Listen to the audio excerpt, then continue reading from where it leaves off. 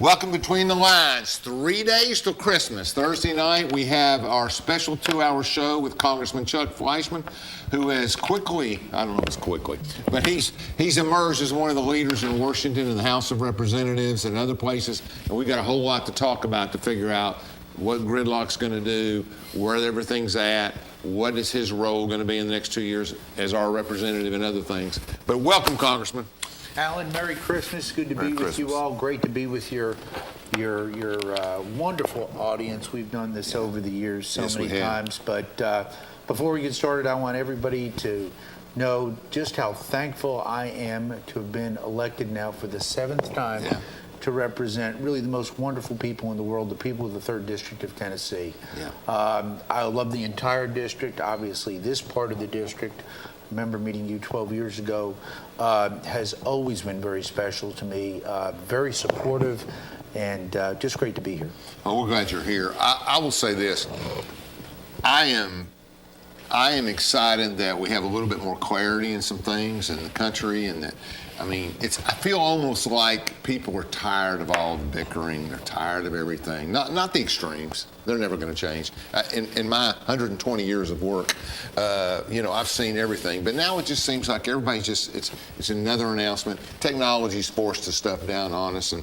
But people need to understand that there's some real work that goes on underneath all of the press releases and the snapshots. And there's work to do, especially for us in the defense of our country. You've served as the minority representative on the Homeland Security. You've had to deal with a lot of major issues in security of our country. And obviously you're recognized across the country as a leader, if not the leader, in water and energy. Or is it energy and water? I always say water and energy. And water appropriations. I work for a water company. Yes, that's good. Well, we need them both. But yes, and I'm probably now emerging as the most pro-nuclear member in either house. I'm going to chair 5 nuclear caucuses. We'll talk about that later. And I'm also going to chair the fusion caucus because, again, Oak Ridge leads in so many different areas, but we're going to lead again in fusion. So just great to be here. And I am Tennessee's appropriator. That's the only appropriator, one of 9 members in the House. Bill in the Senate. Bill in the Senate. Senator Haggard, that should be my good friend. Yes, I spoke to him last night. We have 2 outstanding senators in Tennessee, Marcia and Bill. But I'm our person in the House, and I look out for the great state of Tennessee, and of course they always look out for me. Yeah, they do. So, talk about your district a little bit. It got reshaped this year. Yes. We always had Scott and we had Campbell in some of those areas, but now we have less of those 2 counties. We do, and we lost Union County in redistricting. Yes. Every 10 years, as you know, I love our great United Constitution. I wore my Constitution tie. Yes, you did. We the people. Fantastic. Okay. All right.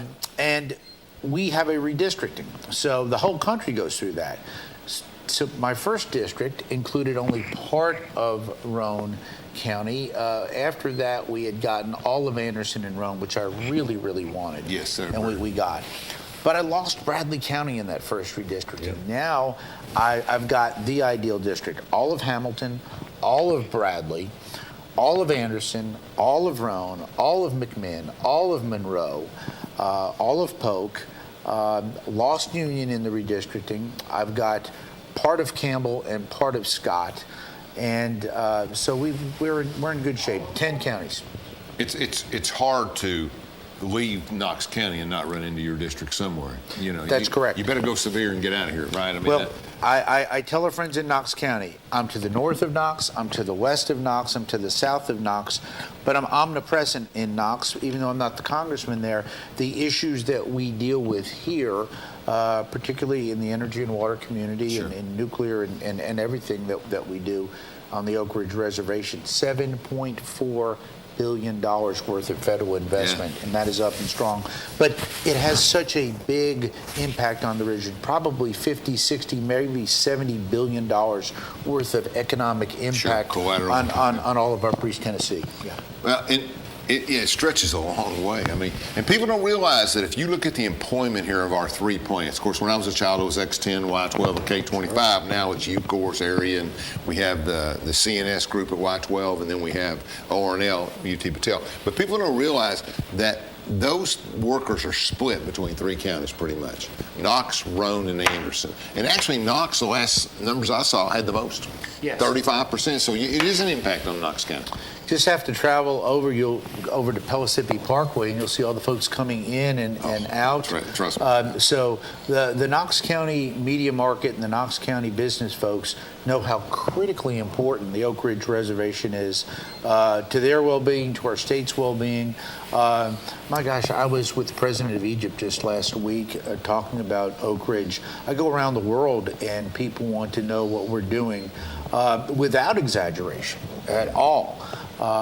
Oak Ridge is leading our nation in so many key areas and is going to continue to do that. And I'd like at some point in time, maybe now or through this interview, to go over some of those great specifics, because it's federal investment, private partnership, but winning in Oak Ridge. There's no place like it in the world. What are the big changes you've seen in the energy mission here in the last 12 years, 10 years? I mean, we're winning more. We're winning more. Now, that might be because you got a pretty good congressman, maybe not. I'm getting like you in my old age. But I'll take a win when I can find it. I got a degree in old age. Yeah. And winning. And winning. So, but be that as it may, let me basically say what has gone on. Great history here in Oak Ridge. One of the proudest moments I had in Congress is when I worked to promote and get created the Manhattan Project National Park. Yeah, and I've seen some press releases. Yes. They're doing a lot of stuff right now. That is great. Now, of course, that's here, that's Los Alamos, and that's Hanford, the 3 big players. But that took a lot of work to get done. We got that done. But that's a testament to the workers in our history here. Great. Outstanding. Currently, though, before I got to Congress, there'd been a little bit of a lull. The national labs have a very competitive environment. There's 17 national labs. OR&L, in my tenure in Congress, has gone from doing most of everything a national lab does to everything. There is not a federal mission that a national lab does that we don't do at OR&L. We are number 1, bar none. So that's important. Y-12, doing a great job for the NNSA to keeping our nation's nuclear arsenal safe, but we're building the uranium processing facility. That was a dream when I came to Congress. It's going to be a reality. And then, of course, the cleanup mission, which is near and dear to my heart. Let's face it, we have a lot of older buildings. We have some legacy sites from the Manhattan era, from the Cold War era, that have to come down and be disposed of. I have worked tirelessly. We've got a good contractor there. They won the contract in UCOR, so I can talk about that. Sure. That's largely Amentum and Jacobs and other partners. But again, those 3 missions, it's jobs, it's success, it's economic vibrancy, and it's keeping Oak Ridge at the forefront. I've worked with 3 administrations now, Obama, Trump, and Biden, but all of the secretaries of energy. I was with Secretary Granholm just last week, down at her headquarters. It's Oak Ridge, Oak Ridge, Oak Ridge. I kind of liked Ernie. Ernie was good. Ernie was good. Well, he was very knowledgeable, and we're talking about Secretary Moniz under the Obama administration. We and I always remember in 2012, in the State of the Union, President Obama actually mentioned OR&L. You remember that? By name. By name, yeah. Premier National Lab. One of the few things we agreed on. We got that right. But I'll tell you what, Moniz and I, we did disagree on a lot of policies, and I see him on occasion, and he teases me about being a Republican and him a Democrat. And a Red Sox and Mets. Yes, that's exactly right. Baseball like he loves his Red Sox. He's got 2 baseball cards, Louis Tiant and mine. Yours, so that's a great. Big sweep there. Yes, we're really dating ourselves. Remember that wind-up Louis Tiant? You like the Red Sox too a little bit. My father was from New England, and so I grew up with the Red Sox. Your dad played professional baseball, didn't he? He did for a little bit. That's good. But like everybody else, he tracked through it during the war. And then when you got a chemical engineering degree, you got to give up baseball and go be Manhattan Project. Well, confession time for me. I'm still trying to play professional baseball. Yes. I'm 60 years old, and I'm still playing baseball. You better just get in a fantasy league or something down there in Florida. Maybe a week of that, right? But you got good friends up in Washington for the Nationals. I mean, you go to the game. I play with the team. They let me practice with the team. And I love baseball. I still play in the congressional football team. That was good. I'm actually in the Congressional Football Hall of Fame. I'm a much better baseball player, but that's Congress. Republicans have actually started to compete in baseball. I mean, Democrats have dominated you with the Latin pitchers and others. I mean, they've been real strong. 10-0 win this past year, and I've always played well. I made a mental mistake, and I missed a no-seal sign, and I really was upset. Yeah, and I deserve to get in trouble. Yeah. I'm very tough on myself. You wanted to steal. I wanted you're one of the few guys that can still run. I stole some bases, but what I did was I tried to steal third off of second, and my coach sent me a no-steal sign, and I missed the sign. I just missed it, and I got back to the dugout, and I was down. I was down for about 3 days after that. Ha! He loves baseball. Love baseball. All right, so we're going back to the district and yeah. and everybody, and we understand Oak Ridge, and most of the viewers here are within 25 or 30 miles of Oak Ridge. So let's say that we have viewers all over the country, but there's obviously they're impacted by all of that. But the corridor, let's talk down the corridor. I mean, I'm making it my own corridor, going down into, through McMinn and down into Cleveland and Chattanooga. We talked a few years ago about exciting things going on with the electric grid and computers and ORNL that were happening in Hamilton County. Yep. What's going on in Hamilton County overall now? Is the economy better? The economy has been good and booming in Hamilton County. Obviously, Hamilton County has 350,000 people, so it's the largest district by far. I represent now in the new 3rd district probably close to 770,000 constituents. It's always been about half, and that sounds like about 46, yes. 48%. And that's why getting Bradley with the 110 on top of it. I think Anderson's about 76 and Rome's about 56. Right. So, but they come to play in Rome. Absolutely. Oof. Oh, do that. High percentage of voters. And they do, and great cities. And that's why they have so much participation. As you got Kingston, Harriman, Rockwood, on down. It's Oliver Springs. And got to remember that. Good football teams too. Well, we got into that last week. We had a little Cofield Oliver Springs discussion, and I made the comment that Oliver Springs, hang in there, somebody's got to come in second. And I got a couple of people call me and say, what do you mean? So I represent them all. I love them all.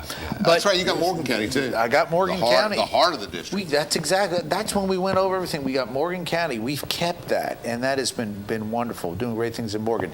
Let's talk about what's going on in Hamilton County, because when I was a practicing attorney for 24 years, the decision by Volkswagen to come to Hamilton County, come to Chattanooga, just transformed really the entire Southeast Tennessee region. Brought What's a the lot employment? of, how many? Oh gosh, over 3,000 now, and maybe jobs. growing. Good jobs, but that's just there. The secondary and tertiary industries, suppliers all throughout. So that has been good. But great story about Chattanooga and Oak Ridge. 2 great cities. I used to go to Chamber of Commerce meetings in Hamilton County when I was just new in Congress, in my infancy.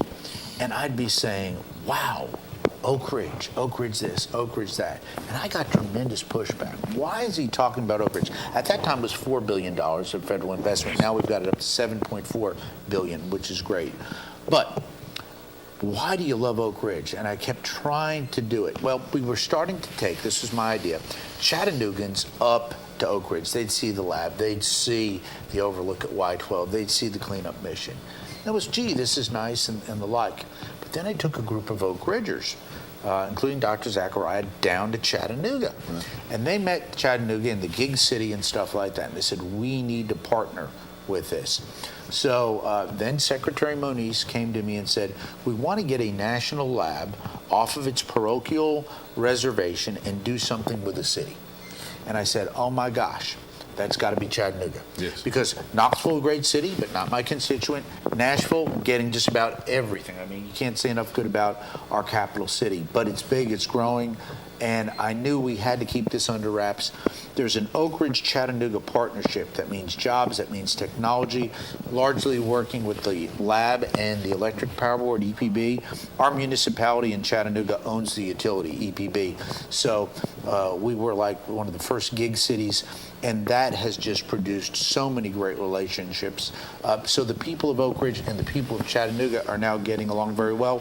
What does that mean for me? I walk into a Chattanooga Chamber of Commerce meeting with my good friend Senator Haggerty, and I sit there and they talk about the Chattanooga Oak Ridge Partnership. So important. Yes. Let's take a break, guys. We're going to take a short break with some important organizations, some public service announcements, and we'll be right back. Unlike other health concerns, mental illness is not always easy to see. DEPR. Mental illness doesn't show up on a scale. Bipolar? Sorting out a mental health concern takes professional diagnosis and treatment. Anxiety. I thought so. If you or a loved one has a mental health concern, don't go it alone. For 24-hour free and confidential information and treatment referral, call 1-800-662-HELP. Learn more at samhsa.gov/support. What if one day you went to your secret hiding place and instead of what you came for, you found this? What would you do? The truth is, all drug use comes with risk. Before drugs take their toll on you and your family, know that there is help. You can quit. If you or someone you love is struggling with drug use, call 1-800-662-HELP for 24-hour free and confidential information and treatment referral, or go to samhsa.gov/know-the-risks.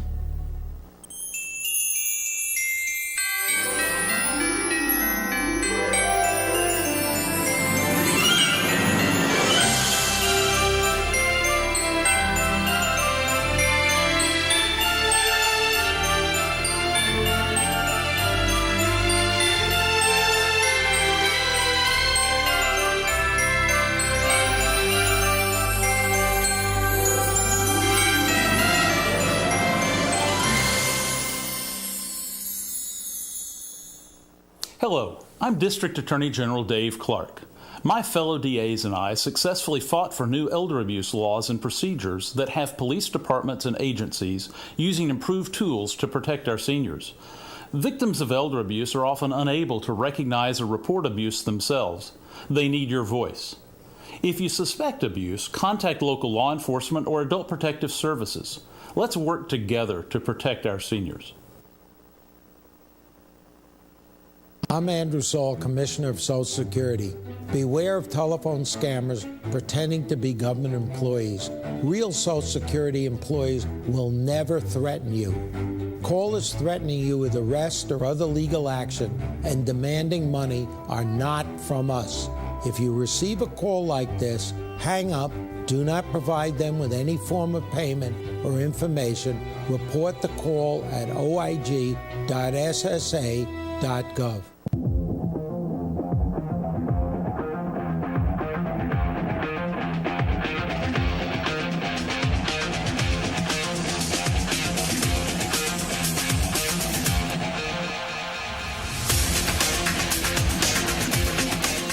Welcome back to our discussion with Congressman Chuck Fleischmann. We're talking about energy and its impact on the region, Oak Ridge, Chattanooga specifically, and other things. I want to ask a question. You talk about funding going up and different things. And let's be fair, and Democrats and Republicans, which are about half and half in each Senate and things, close anyway. Yes. So Yes. the question comes down to, how do they see what happens like in the Senate? We don't have 50-50 nor we have 51-49. So they get to apportion committees the way they want, just like you guys now get to apportion committees the way you want in the House. How does each leadership in each party look at the energy mission, and are there differences, and how does that impact us all? It's an excellent question. There's some common ground. There are some differences. Some of those differences are within the partisan caucuses of each group, but there's also a lot of common agreement and disagreement. So not every dispute in the energy area is partisan, and not every common ground is partisan as well. And let me try to be specific about that. Most Republicans, including myself, understand the importance of fossil fuel energy. Oh, here we go. That's oil, which is abundant in the United States. That's coal, which is abundant in the United States. That's natural gas, which is overabundant in the United States. And we need those. Absolutely. Now, Democrats have a problem with that by and large. But now, where there is common ground, most Republicans and Democrats are, excuse the pun, warm to clean energy. Solar, wind, tidal, geothermal. And nuclear, okay? Sure. Fascinating, though. Nuclear fission energy, and I'm really one of the big leaders in Congress on that. I'm going to chair 5 nuclear caucuses. Is fission and fusion in competition? Yes. Oh, you're on both caucuses. In a way, but I like them both. And Okay. this is where there's that interesting divide. I will get about half of the progressives and Democrats when we do fission events. I'll get just about every Republican.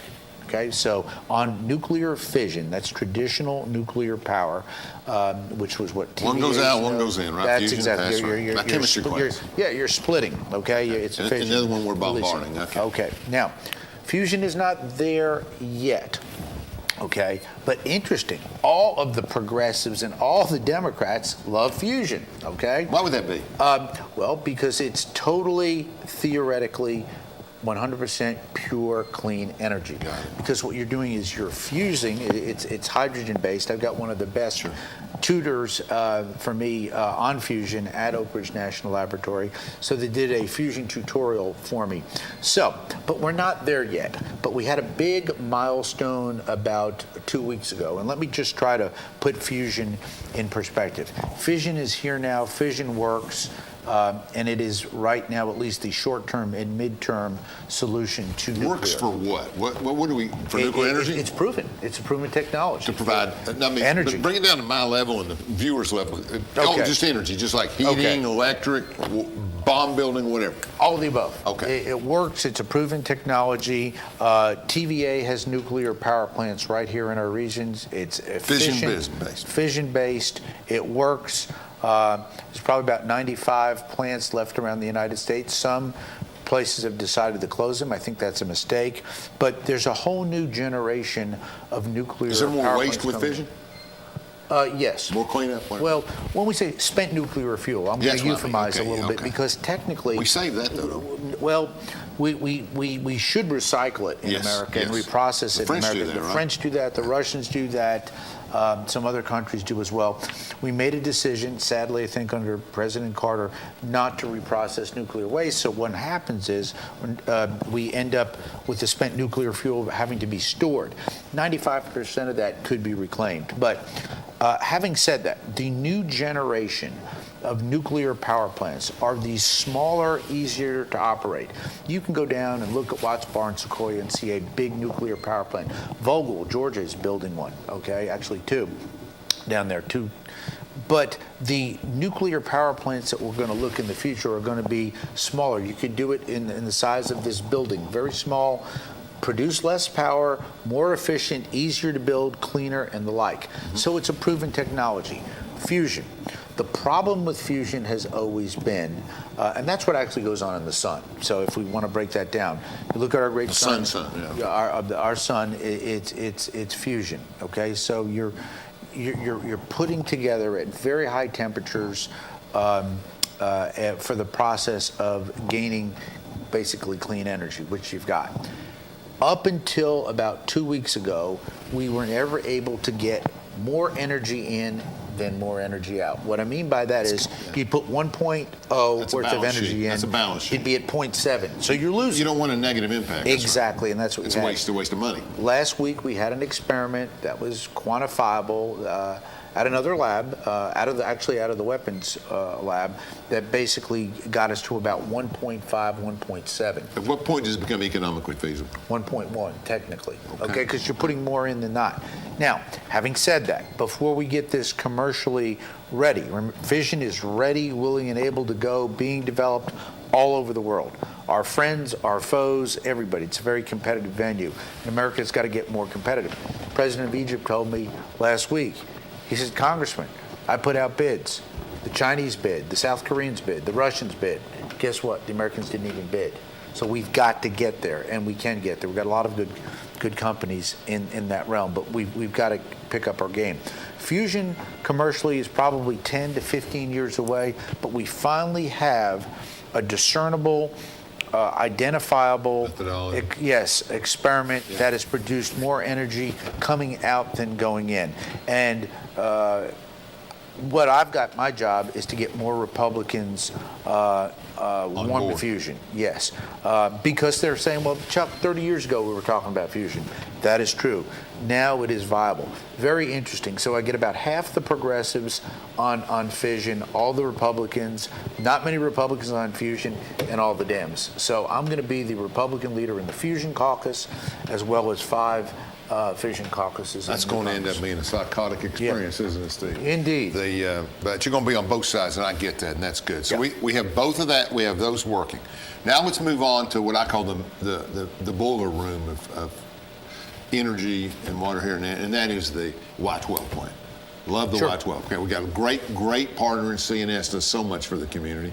And I'm not trying to pick on the other players. I think UCOR does a lot. They're all But good. They're all good, but CNS stands out for me in terms of charitable giving, being involved in management. So, and that matters. I mean, we used to joke when we were kids that Eastman Kodak built the stadium, took care of Kingsport, Yep. and Union Carbide went home on Friday night. You know what I mean? It's just a different world. I mean, I think that those people being viable and helping us makes a difference in our community. I mean, I look at, Well, you're I've right. had the Children's Museum on, I have the zoo, the Ponderosas, I have all these different places. The medical free clinic was on. Excellent, great opportunity out here. And then you went to the event in Chattanooga a couple weeks ago. What was it you did? It was a nonprofit, big event you did, nonprofit I downtown. do so many. Yeah, you do a lot, but this the one was Reason Across America. Which one? No. This was. We'll figure it out in the break. We'll figure it out. I do so much on the philanthropic side because just to be out, because when you have corporate and individual philanthropists, people are giving of their treasure and of their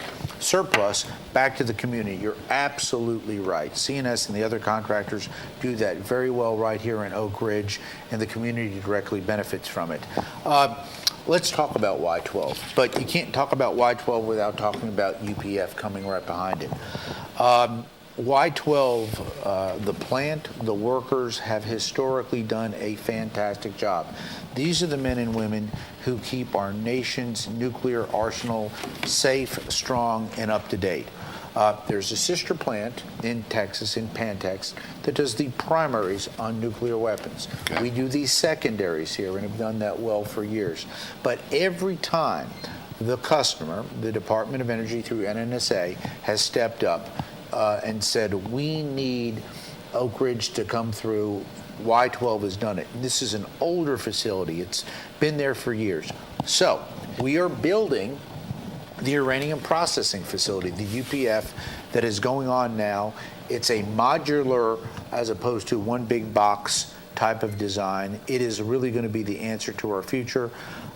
We were hoping to get this done by the end of 2024. That's not going to happen now. It's probably let's be going to fair to everybody. 26. COVID. COVID. It was COVID. And supply chain directed That's COVID. the worst part of it. Because the workforce showed up. The hard-working men and women showed up. I don't think they missed a day of work due to COVID. I was They did talking such to a Rick good job. Chin the other day, our good friend Rick Chin. What a He was great talking about guy. electrical panels. Yeah. Year delivery, year out to get Yes. proper way. I mean, just the supply chain is incredible. Supply chain, inflation, but we will get it done. So the cost is going to go up. The completion date's going to get pushed back. All the more reason for Y12 to keep up with what it's doing, and it has. Yeah, this great management, et cetera. Okay, so let's go. We're still in Washington. Let's talk a little bit about the changes that are coming in the year ahead. I build this show as the year ahead, so in D.C. So we have got, I mean, everybody's 401k is dead. What do they call it? It's down, yeah. Down. Yep. Okay, yeah. Down's your word. My word is swimming for Right, sure. yeah. It's bad. So, but I mean, I'm making a joke about basically the economy. We all Sure. worried about the economy. The We have to economy's deal been with that. down, sure. And that's when you're saving, people are going to work 5 years longer than they planned on working. right. So that's an issue for the legislature and everybody to look forward to make policies that benefit everybody. And you've got that. We got all kinds of things in international. Where do we head? First, when we come back after the next break, I want to talk about the logistics of committees. But right now, where is the overall vision? Sure. I know Biden has a different vision than, say, a McCarty or a McConnell or someone. But the question going forward is, what are the challenges this year, and how do you work together to get some of those things done? Well, I've served now for 2 terms of my 12 terms. I'm sorry, my 6 terms in the minority. It's been no fun. The last 2 years in the House, being in the minority in the House, whether you're Republican or Democrat, is abysmal. It's very, very difficult. You lose every vote in committee. You lose just about every vote on the floor. It is tough. The Senate, because it's more of a creature of rules than it is numbers. It is numbers, but it's rules too. You can get a little bit more done in the minority. I'm going to be in the majority, and this is so important for our viewers. Right. I will be what we call a cardinal, a subcommittee chairman on appropriations. That is so important, meaning that I will be writing either the energy and water bill or the labor, education, Okay, health, let's stop and there. human services Writing. People don't understand Sure. what that means. You've got to bring all the elements of the bill together. Sure. The Appropriations Committee, and I do want to talk about where we're going to try to go, but since we're on this topic now, the Appropriation Committee in the House has 12 subcommittees. When you're in the majority, you're supposed to serve on 3. In the minority, you're supposed to serve on 2. Because I'm a workaholic and I work so well with everybody, I'm on 3. In the minority, I've been on 3. So I've never stopped working and trying to get things done, and we've gotten some things done. And you've built some good relationships with secretaries and the Democrats in certain areas to get things done. I'm very pragmatic. Yeah. I keep an open door policy. They know I'm a conservative Republican, but I have cabinet secretaries come down to my office and sit with me. They're always treated with respect and kindness. Why? Because I represent people like you and your lovely wife Saber and your son Caleb in the 3rd District of Tennessee. I want people to know that when I'm representing them, I'm going to be civil, I'm going to be courteous, I'm going to represent them the way they want. I do not want to be an embarrassment to the people I represent, whether they agree with me or disagree with me. And I hear that all the time. And you get more done when you work together. I mean, just get If more you're done. nice, that's right. I mean, Secretary Walsh comes by, and he's mayor of Boston. He likes the Red Sox and the Yeah. Patriots. Oh, I good tease man. him. Yeah, I Yeah. tease him all the time about it. But when we sit down and we talk about stopping a rail strike, we work together. Okay, I voted to stop the rail strike, and I think that was important for this country, and we worked together on some things. So Yeah, when you got supply chain problems, that's exactly that is right. something you need. And That's manufacturers calling me, telling me they've got 2 days of supply, and then they shut down. You've got to do that for the good of the country. Absolutely right. So- Okay, Chandler, it's back to you. Let's take a 2 or 3 minute break, and we'll come back and talk more about Congress. At Social Security, we are always thinking of ways to save you time and make things easier. That's why we created My Social Security. A My Social Security account allows you to access your earnings history and benefits information, request a replacement Social Security card, get a proof of income letter, estimate and apply for benefits, and more. Save time. Go online. Open a My Social Security account at ssa.gov/myaccount. Social Security. Securing today and tomorrow. Produced at U.S. taxpayer expense. This is my husband, Alex Hussey. Alex is about 2 weeks away from coming home. I was playing man on foot patrol and I stepped on the bomb. Lost my legs and my left hand in an explosion. And he suffered a severe traumatic brain injury. As America's veterans face challenges, DAV is there. There are so many mountains to climb, and we do it together. With the right support, more veterans can reach victories great and small. To watch Alex take on this mountain, that's what this is all about. DAV provides a lifetime of support to veterans of every generation, helping more than 1 million veterans each year. Alex has conquered this mountain. That's something he won't forget. With the right support, there are no limits. Look at that smile! You did it! But there's more to be done and more victories to be won. This has meant so much. Thank you, DAV. Alex Hussey, thank you for your service. Support more victories for veterans. Go to DAV.org. We should never lose sight of our health.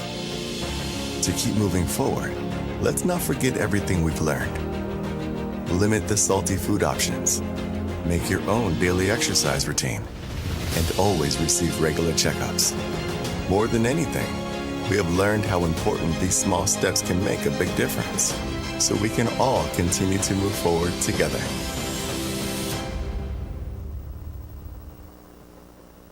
Hello, I'm District Attorney General Dave Clark. My fellow DAs and I successfully fought for new elder abuse laws and procedures that have police departments and agencies using improved tools to protect our seniors.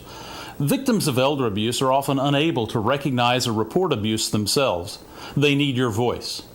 If you suspect abuse, contact local law enforcement or adult protective services. Let's work together to protect our seniors.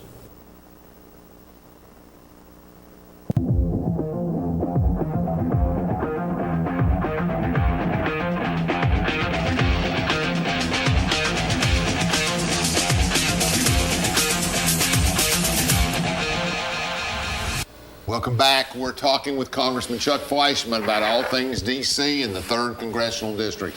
Where's our country going? What's it doing? What do we need to change? And we're talking right now about Democrats and Republicans working together in the breakdowns of the committees. Go from a more polite, congenial approach to a competitive approach.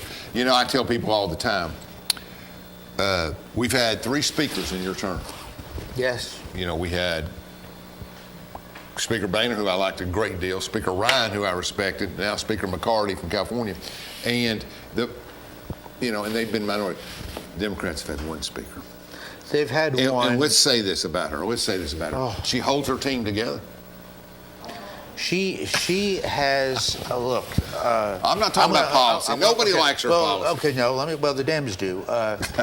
She's hurt the country. Oh, no question. Her policies have hurt the country. Her policies have hurt the House. But she's been one of the most effective speakers I have ever seen. In terms of organizing, yeah. Oh my gosh! They never wavered. They had a 5-person advantage. They never wavered. Democrats are a much more well-disciplined lot than we are. And 30 years ago it was the opposite. Yeah, I mean, we were all. You know, I mean, you could count our Republicans together, and Democrats would be all over the place. Southern Democrats, civil rights issues, others. You'd have people all over the map. Now the Democrats are just all together. And the Republicans, amazing. We have freedom caucuses, we have energy caucus, we have people all over the map. And when you've got a 5 or 6, we were hoping for a 30 margin. We got a 9 margin, 222 to 213. Well, actually, yeah, but we're going to be up by 5. We've got 5 votes to play with. I believe. Yeah, okay. The advantage is 9, but there's 5 in there. That's right. We've got to get to 218 on any vote, but it's going to be tough. Yeah, on the election, it was underwhelming. Pelosi, Schumer, and Biden have been a disaster for this country. No question. I mean, it's just unbelievable. I went to the White House the other day. I saw the president. Again, I'm always going to be respectful. I'm always going to be kind, and the like. So he and Dr. Biden, but be that as it may,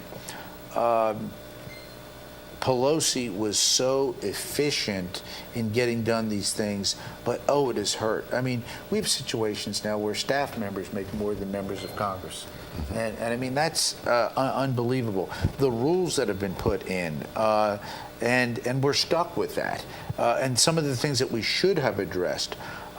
This January 6th committee infuriated me. They just came out with their findings. I mean, just to me, a sheer outrage against our former president, what they're trying to do. And I think it's the thing we need to say. Look, it was a tragedy. We're not endorsing anything that happened on January 6th. No, I was there. It was terrible. But my gosh, this was just political chicanery, and I feel very strong about that. As a lawyer, they're trying to say that evidence. Nobody was cross-examined.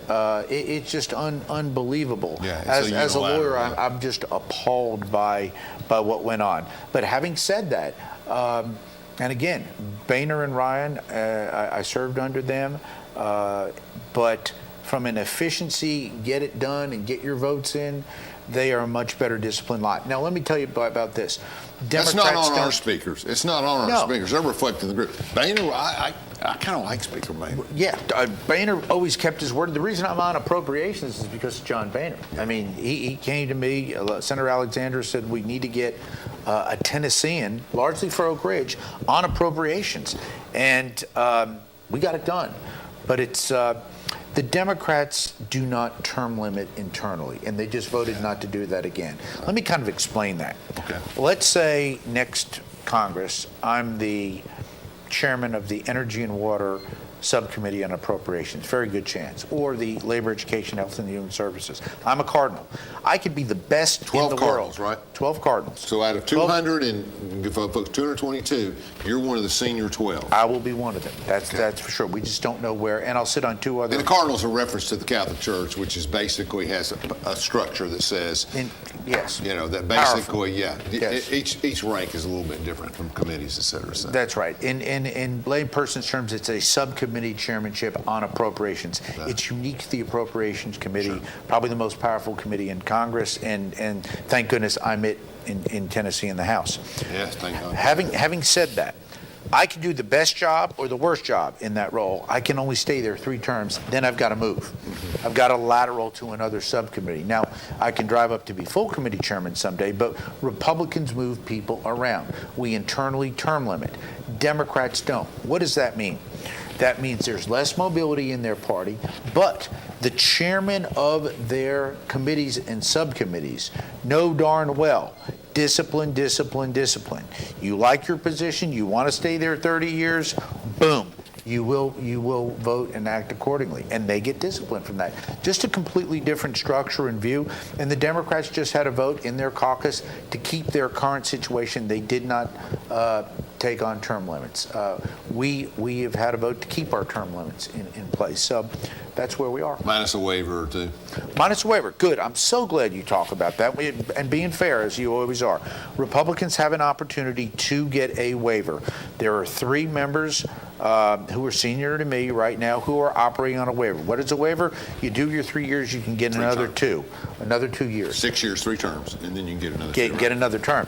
Now, some of these folks were trying for double waivers, and I nipped that in the bud. Yeah. I said enough's enough. It's time for Chuck to move up. Yeah, you did. I mean, yes. It's been and it continues to be. I mean, I read the articles, from the Washington Post, the Politico.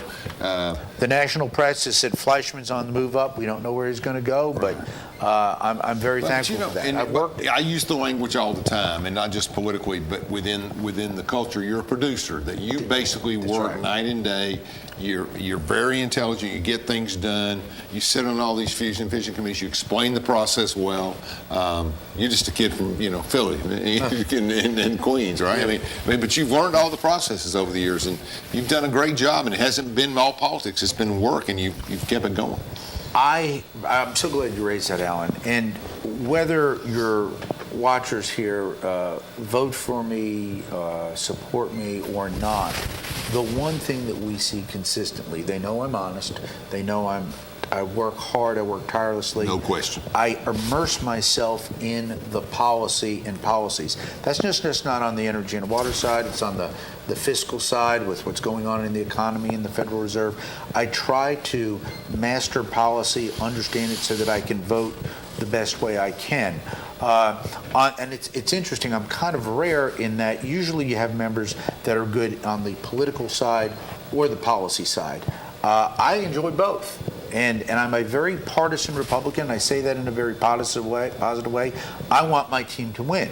But after we win and you get a group of people there, we have got to figure out a way to govern. So, yes, I'm a conservative Republican, but I am an appropriator. So I want to make sure that my state, specifically my district, and Anderson and Roane counties and the surrounding counties get their fair share of the federal allotment dollars, because if we don't take them, they're going to go elsewhere.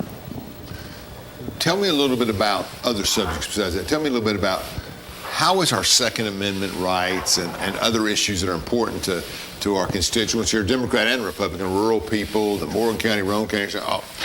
You take out the urban areas, and we have a real dichotomy here in Anderson County. Obviously, I work in the area, but we have Clinton in the county, which is basically 2/3 of the county, voting 80% Republican, 70%. Then you get into Oak Ridge, and it's probably 50-50 to 55-45 Democrats. So, and that's a shift back. I mean, it was kind of shifting Republican even in Oak Ridge, but I think the Democratic Party got energized. And so my question to you is, how do you see that all playing out in terms of in demographics and Second Amendment? What are the most important issues to the constituents you visit?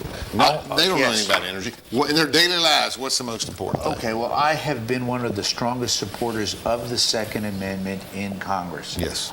And of course, that plays very well in the district. Oh, no question. Okay. Particularly, but not exclusively, in the rural areas. I will go into some of my more rural counties, and I get a lot of support for that. So I've been very steadfast. Our Second Amendment rights are safe, but when we think about our constitutional rights under the Bill of Rights, we've got to always be vigilant and diligent in protecting them. So we need to do that obviously through the courts. We need to do that by electing people who support the Second Amendment, such as myself, and we see that in the vote.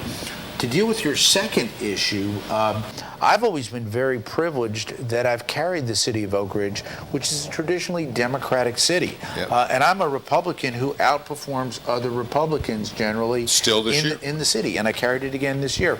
And I think that's for a lot of reasons. You and I travel a lot around Oak Ridge together. We eat together. Sure. We visit together. You're very busy. St. Mary's is great. And just a great community. Yeah. Fall Festival, all that. When I speak with people, I will have people who are not my primary voters come up to me and say, gosh, Congressman, I disagree with a lot of your votes on this, but but you work so hard, you get it done for our region.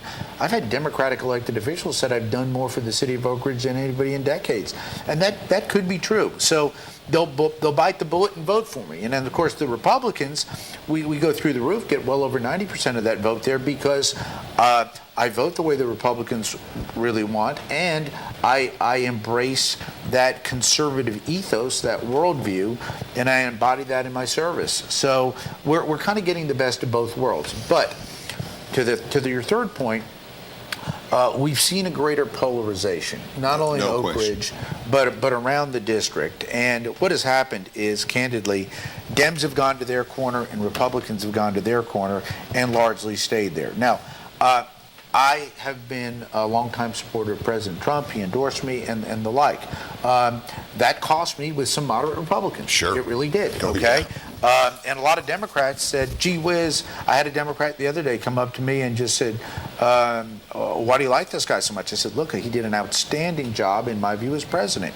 And I believe that, and I served with him and the like. And we can talk about that or not, but people have gone to their corners, and we're seeing that polarization, that middle, where I think a lot of Americans are. I mean, let's face it. No question. I'm pro-life, I'm pro-gun, I'm pro-defense, pro-nuclear. Well, not every person in the district is with me on every issue, and I realize that. But if they're with you with the majority of the issues, and they know you're working hard and doing these things, you're going to get the vast majority of those votes.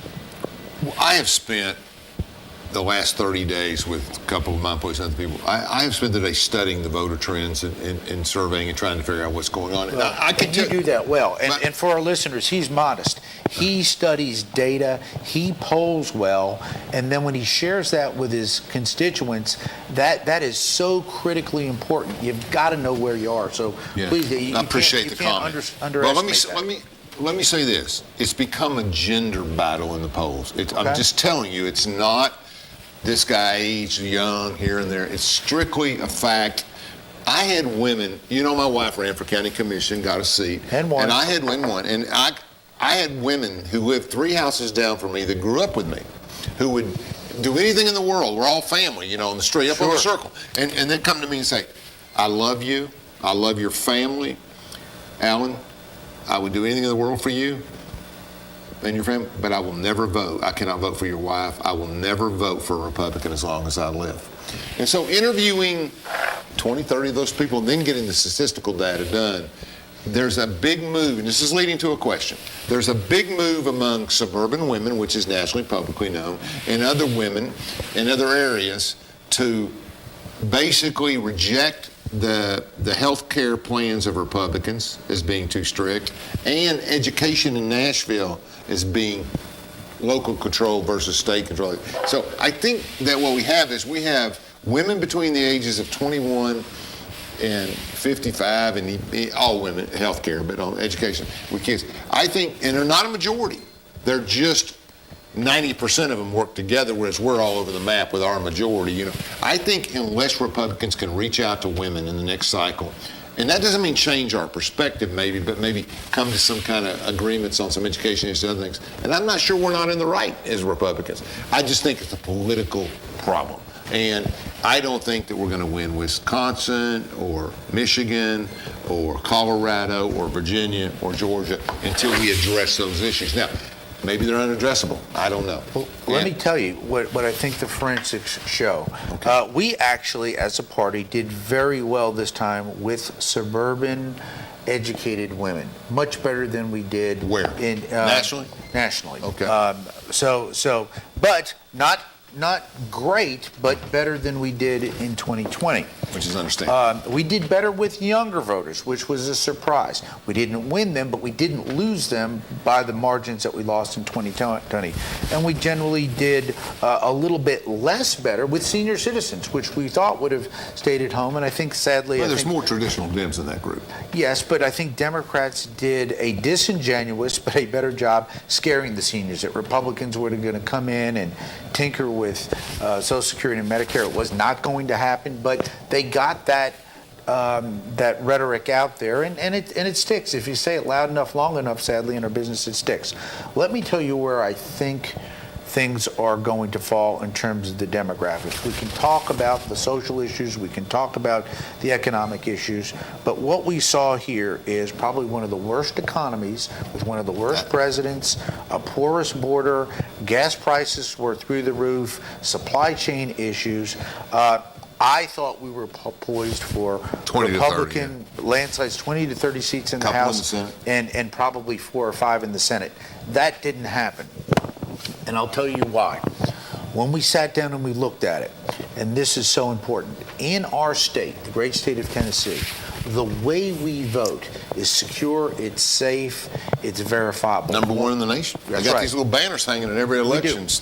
One person, one vote, you show up, you make sure that person can vote, you can early vote, but you've got to go through a proper process, and Republicans and Democrats both participate in this at the electoral level, so with the Election Commission. Yes. So it's not just one party saying that. Different states, progressives have figured out how to win in different states, and this shocks people when I tell them that. First of all, in some municipal elections, they will let illegal aliens vote. I think that's outrageous. I think that's wrong, and that should be stricken down. But we've got illegal aliens, non-citizens, voting in certain city elections. That's outrageous to me. That's separate and aside. Let's talk about the legal structure in which Republicans did not do very well. Mm-hmm. States with 100% mail-in ballot voting, okay? Arizona. We're getting killed. That's right. Arizona, Oregon. Now, so you've got mail-in voting, Michigan, all mail-in voting. That, we've got to figure that out. What does that mean in Michigan? I understand. Okay. I can't go to a poll and vote in That's Michigan? correct. 100% mail-in ballot. They control the game. No, I don't know if Michigan's 100%. They may vote day of as well. I think they vote day of as well. Okay. But they do that. But Oregon and many of the states have gone that. I think Arizona's all mail-in. No, because they had some on election day. They'll take them up. They'll take mail-ins up until Pennsylvania doesn't have early voting. They changed it this time. Okay. Unfortunately, they did. And if you recall, that's why they were taking some of those ballots, and they had some Supreme Court initiatives. But let's just say X. Whether it's all mail-in, early vote, and the like. Democrats have mastered that better than we have. I'll give you a very clear example. We needed to win that Herschel Walker race in Georgia for a lot of reasons. We lost it, and we lost it by a wide margin. Herschel Walker got 66% of the vote on election day. Mm-hmm. He beat Warnock seriously, just buried him on election day. But you know what? Early vote we lost overwhelmingly. Yeah, but I blame us for that. Yes. I got a call from Georgia 2 years ago. Alan, they're in the nursing homes. They're registering people. They're getting massive numbers of votes. And I would answer and say, do you know where the nursing homes are? And they said, yeah. I said, well, get out there and register your people. Vote your people. We refuse to participate in these things, and we're getting caught. Yes. And that's my problem with it. My problem with it is we don't want to early vote because of the integrity of the election. It's better if we vote on election day. We're losing because I don't care how many people you got. Emergencies come up on election day. Your child's sick, something else happens, you don't vote. You don't feel well. You go there and there's a line around the corner. Yeah. Gee whiz, I don't know if I'll do it. You got 14 days. There's no reason not to vote early. I beg Republicans to go out and vote early. Got to go. But get it in. But let me talk with you about something that's even more disturbing to me. Weighted voting, and I'll be specific. Alaska, Maine, I believe Massachusetts now. In other states have gone what that is. Weighted voting. Okay. If I run against Meg Gorman, as I did, and 2 independents in the 3rd District of Tennessee, and somebody goes in and they vote for Congress, they vote for Chuck Fleischmann, okay? 68.5% of the people voted for me, 30% voted for her, and maybe 1% voted for the independents. Okay, end of story. I win, she loses. Now, if this were Maine, you would go in there and you would say, okay, I'm going to vote. 68% of the people voted for Chuck Fleischmann on the first ballot, but they can vote for a 2nd and 3rd and 4th place candidate. So they would vote for Chuck Fleischmann first. You're voting against yourself. It's like Oak Ridge City Council. And they get 2nd and 3rd. You get points for 2nd and 3rd. Oh, just like Oak Ridge City Council. The problem in Oak Ridge City Council, we got 4 people running for 5 people running for 4 spots. Well, it doesn't do any good because the guy that wins, the guy that loses, or the person who loses, is the person who didn't have enough default votes. You know what I'm saying? Right. In other words, you get in there. The weighted voting is terrible. I mean, it's just a horrible way to do it is, but it has really helped progressives win. I have a friend. His name is Bruce Poliquin. He lost in Maine this time. The time before, he had more popular votes. He was the Chuck Fleischmann beating the Meg Gorman, and the Meg Gorman went to Congress. The Democrat went with fewer first-place votes. That's crazy. And it is crazy, and it's wrong, but it's legal in these states. So my message to everyone is, why did Republicans not do as well? Different states, every state has the right to determine the way it wants to vote, count votes, tally votes, as long as it's legal and the like. It can be early voting, it can be with or without ID. I think you need an ID. But they have figured it out, whether it was in Arizona, whether it was in Washington State, how to basic ballot harvesting. Again, legal. These are not, it upsets me as a conservative Republican, as a citizen, but they're winning now and doing a better job. So Republicans are going to have to go out and basically say, we've got to figure out state by state, not only in Tennessee and Alabama, where the states where we do well, how to win. We've got to figure out how to go win in New Hampshire. We were supposed to pick up seats all over New Hampshire. We got wiped out. Yeah, we've got to compete, not complain. That's what I tell people. That's right. We've got to compete, not complain. Yep. I mean, it doesn't matter what the situation is. You've got to get out there and do it. And we're going to take another break, Chandler. So we're going to take a couple, 3 minutes, and we're going to come back. Thank you, Chandler. Unlike other health concerns, mental illness is not always easy to see. D-E-P-R. Mental illness doesn't show up on a scale. Bipolar? Sorting out a mental health concern takes professional diagnosis and treatment. Anxiety. I thought so. If you or a loved one has a mental health concern, don't go it alone. For 24-hour free and confidential information and treatment referral, call 1-800-662-HELP. Learn more at samhsa.gov/support. What if one day you went to your secret hiding place, and instead of what you came for, you found this? What would you do? The truth is, all drug use comes with risk. Before drugs take their toll on you and your family, know that there is help. You can quit. If you or someone you love is struggling with drug use, call 1-800-662-HELP for 24-hour free and confidential information and treatment referral, or go to samhsa.gov/know-the-risks.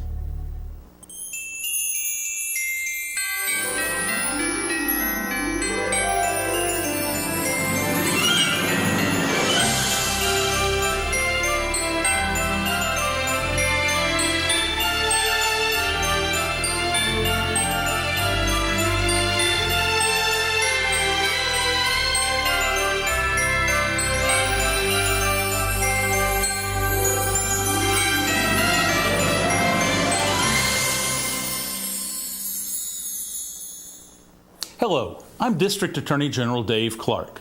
My fellow DAs and I successfully fought for new elder abuse laws and procedures that have police departments and agencies using improved tools to protect our seniors. Victims of elder abuse are often unable to recognize or report abuse themselves. They need your voice. If you suspect abuse, contact local law enforcement or adult protective services. Let's work together to protect our seniors. I'm Andrew Saul, Commissioner of Social Security. Beware of telephone scammers pretending to be government employees. Real Social Security employees will never threaten you. Callers threatening you with arrest or other legal action and demanding money are not from us. If you receive a call like this, hang up, do not provide them with any form of payment or information. Report the call at oig.ssa.gov.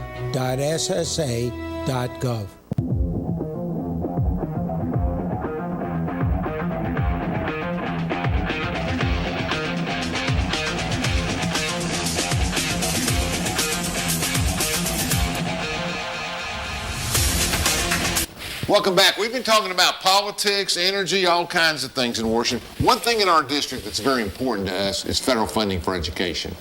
And Chuck's on the committee with labor and health and education and welfare, that he has to basically, he has a lot of role in the universities and what happens with those in the bills. Even though Knoxville's not in your district, you are a UT Law graduate, a friend of Randy Boyd's. Yes. You love orange. I bleed orange. When I was a 20-year-old kid, just graduated from University of Illinois, Phi Beta Kappa, all these accolades and the like. They sat down with me at their law school and they said, nope, we're not going to take you. We don't think you'll make much of a lawyer, and too bad, so sad. I got a call after the deadline in about late July. And this was in September. Yes, starting school in August, late August, back then. Yeah. Law school, because it wasn't the university. And 1983, and they said, would you come down and visit with us? And the University of Tennessee at Knoxville College of Law said, we think you may have some potential. Who's the first one that said you didn't have potential? University of Illinois. Okay, go ahead. Okay, my alma mater. 4.88 on a 5.0 scale, Phi Beta Kappa, magna cum laude, wrote the honors thesis, worked 2 jobs, and actually... they just knew that you were going to be a Republican, and that's Illinois. They're trying to block your success. Well, back then, Illinois was a Republican and Tennessee was Democratic. Yeah, that's true. That was kind of interesting. Well, not all Democratic. I think Lamar was governor. So I came down and got the break of a lifetime. I was 20 years old in a class that the nearest to me was 22, maybe 23. So I was the baby of the class. I was young. I was ambitious. And I thought I would do 3 years there and go up and practice law in New York, Philadelphia, and Chicago and run for office. But God had a different plan. And married my wife, who was from Chattanooga. Got a law degree, too. Got a law degree. She was in my class. Yes. And went down there. So UT gave me really the real opportunity of a lifetime. That was my law school of last resorts, my only law school. I got waitlisted at Georgetown, but I got left there. Well, the rumors were they needed some out-of-state people to make their quotas. They did. So they were going to give you They did. I was literally, the dean, I remember Dean Wells looked at me and I said, well, why do you want me so bad? And I said, look, you've got great credentials and the like, but we needed to fill our out-of-state quota. We didn't have as many people to do that. Yeah. Wow. So they took me late and it worked out very well. And then at 23, of course, I got married, passed the bar, opened up my own law firm, and thank God never looked back. But the point is the University of Tennessee at Knoxville and its system is one of the best in the country, bar none. Fortunately, we co-manage the national lab, ORNL here, with a company named Battelle out of Ohio. Battelle runs about 11 labs nationally, but it's a great university system, whatever the discipline. And yes, there's a lot of state funding, obviously, for the university system. The majority of it comes from the state of Tennessee, from the legislature. But to the extent that we have a federal role, we've got some really good schools in Tennessee. We've got, obviously, the University of Tennessee system. Another school that's doing very well is Tennessee Tech. Smaller school in Cookeville, but my gosh, they're going to get a nuclear engineering program back now, not to compete with UT, but just to kind of supplement that. They're just doing tremendous things. So I've been able to help a lot of our institutions. Talk to the chairman of the board of MTSU. Yeah. That's your alma mater. It is my alma mater. Gee whiz. Played a year of basketball down there, and then I went into politics. I should have stayed in basketball. You were a great basketball player. But I talked to their president the other day, and he said, Chuck, we need your help. I said, I'm going to come over there and talk with you. I will help you. A big school. Huge. Great when I was aviation there, program. it was 8 or 9,000 and 10,000. Now it's 30. Yep. Kind of like Illinois. Springfield, that was the biggest college in the country at one time. Over Rutherford County, over in Murfreesboro. But even the University of Memphis is reaching out to me and saying, look, where can we find a niche? So my message to the higher education institutions is find something that no one else in the state is doing, okay? Or if they're doing it, do it in a different area, and then go out and excel and build there. That's a Charlie Irvin statement there. Is it really? Charlie always says, find your niche and do it as well as anybody else does. There you go. And I don't think don't try to get in a diverse thought. He said, just get it done. Yep. Find the one thing you want to be good at and be good at that. What a great asset to Oak Ridge he has been. Yeah. He came here. I remember his dear mother. You had me go see him. Yeah, we set up on Easter. Remember me, you, him, and her? Absolutely. But no matter when Charlie comes into Washington and speak, and he speaks to all groups, he's so good. But he loves Oak Ridge. He talks about his Oak Ridge, his mom, his dad, his wonderful family his dad here. Was brilliant. Really? He died in 71. He had a heart attack in his 50s. Wow. But he was one of the leading physicists. He actually developed, when he was at Princeton, when Mr. Ergen and Bill was younger, he actually developed a radar system, the stealth stuff. He did the pioneering research on that. But anyway, UTC's in that system. UTC's in that system, and That's UTC is my alma mater. I always tell you, I'm sorry, UTC is my constituent, UTK is my alma mater, and I always tell them that. So is UT Martin, and then also UT fortunately saw a need over in Lawrenceburg to open up a college, a university branch designated for rural students. Very, very important. So for whatever reason, couldn't leave the rural community, like now they can get a great UT education over there. Having said that, finding what we do well, UTC has done very well. There's formerly the University of Chattanooga, changed in 1969, came into the UT system, so has a lot of backing from the old money in Chattanooga. If you land on Labor H as the head appropriations, I know you've done a lot for Vanderbilt too, and other places. Sure. Or you would be in a major position. Absolutely. Well, how many people are on these committees? Give people an idea. Like you have 30 maybe on Labor H, or 40 and 20 over here. No, probably 20 total. Oh, wow. Split between Republicans and Democrats. We're going to get our allocation. The Appropriations Committee is a large committee, probably a 60 some odd members total, Republican and Democrat. We will have the majority now. I will be a chairman. There's no question. The question is where. That's right. And I will get 2 other key subcommittees. Defense is the big one. There's no question about that. But all politics Labor are local. H is second, though. Labor H is second. Biggest, it's a big pot of money, and very important. It's got labor, obviously, that whole portfolio, education we talked about, and health and human services. Tennessee is a leader in health care, so that will help a lot. It's really interesting. We're one of the most conservative states in the country. Yes. Thank goodness. But our community college system is recognized across, even Obama, across the world, as we were the first to offer free education. Then you come back to TennCare, we're probably, whether you're for or against it, we're probably one of the best social medicine systems in the country. So it's interesting that our state, Tennessee, developed all of these advantages. And give Bill Haslam a lot of credit. Great governor. The idea of the free college that has been paid for by the lottery has worked out very, very well for a lot of folks. They get those 2 years free. Also, what we're seeing is in the high schools now, working with the community colleges, if you have a young man or young lady who has an aptitude, they can actually start doing college work while they're in high school and get a tremendous opportunity. I had to do it the hard way. I went through my tradition. So when I started, I got a law degree by age 23, but I had to double up while I was in there. This eases that pressure. It's a brilliant national model, and it's paid for. I got very upset with President Obama and when he offered this without a real pay for, because it was a dream without a pay for. We had the dream and the pay for in Tennessee, and it's worked. Yeah, you got to have a plan, a business plan. You can't turn in a business plan without a revenue stream. Everything's a great idea. We got 1,000 great causes. Yeah, you got to have a revenue stream. Yeah. That's the way it works. Yep. And, you know, my wife is a county commissioner here, and every T has to be crossed, every I. You know, these young commissioners that are coming in are so resilient. I think we had 5 or 6 new ones, but 3 under age 50 and the 4 under. They're astute. They are good. I tell you, let's talk about a couple of them. Sean Gleason.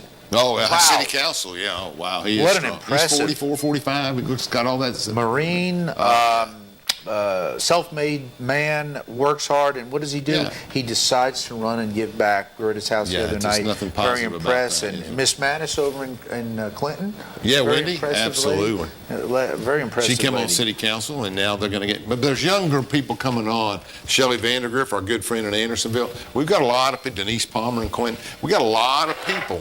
What about on. Sabra Beauchamp? Now, you know, I was mentioning them all, but Sabra Beauchamp won. I've known your wonderful wife for as long, almost, well, about a day less than I knew you, because I remember when we came up and we met with my oldest son. She was over at Applebee's, and Sabra and Alan had to make a decision as to who they were going to support in the Republican primary then. It was a very, very difficult and deep primary. 11 people, yeah. Yeah. In 2010, there were 11 people, and there were 3 who were going to be real, and the third was an impressive candidate, had no money and didn't have any good guidance. You gave me good guidance. Still thinking about you, Tim. Yeah, and I loved him. He was a good guy. I mean, Secret Service, handsome fella, a lot more handsome than me, very articulate, and just was not guided the right way. And Alan was having to grapple with who could win.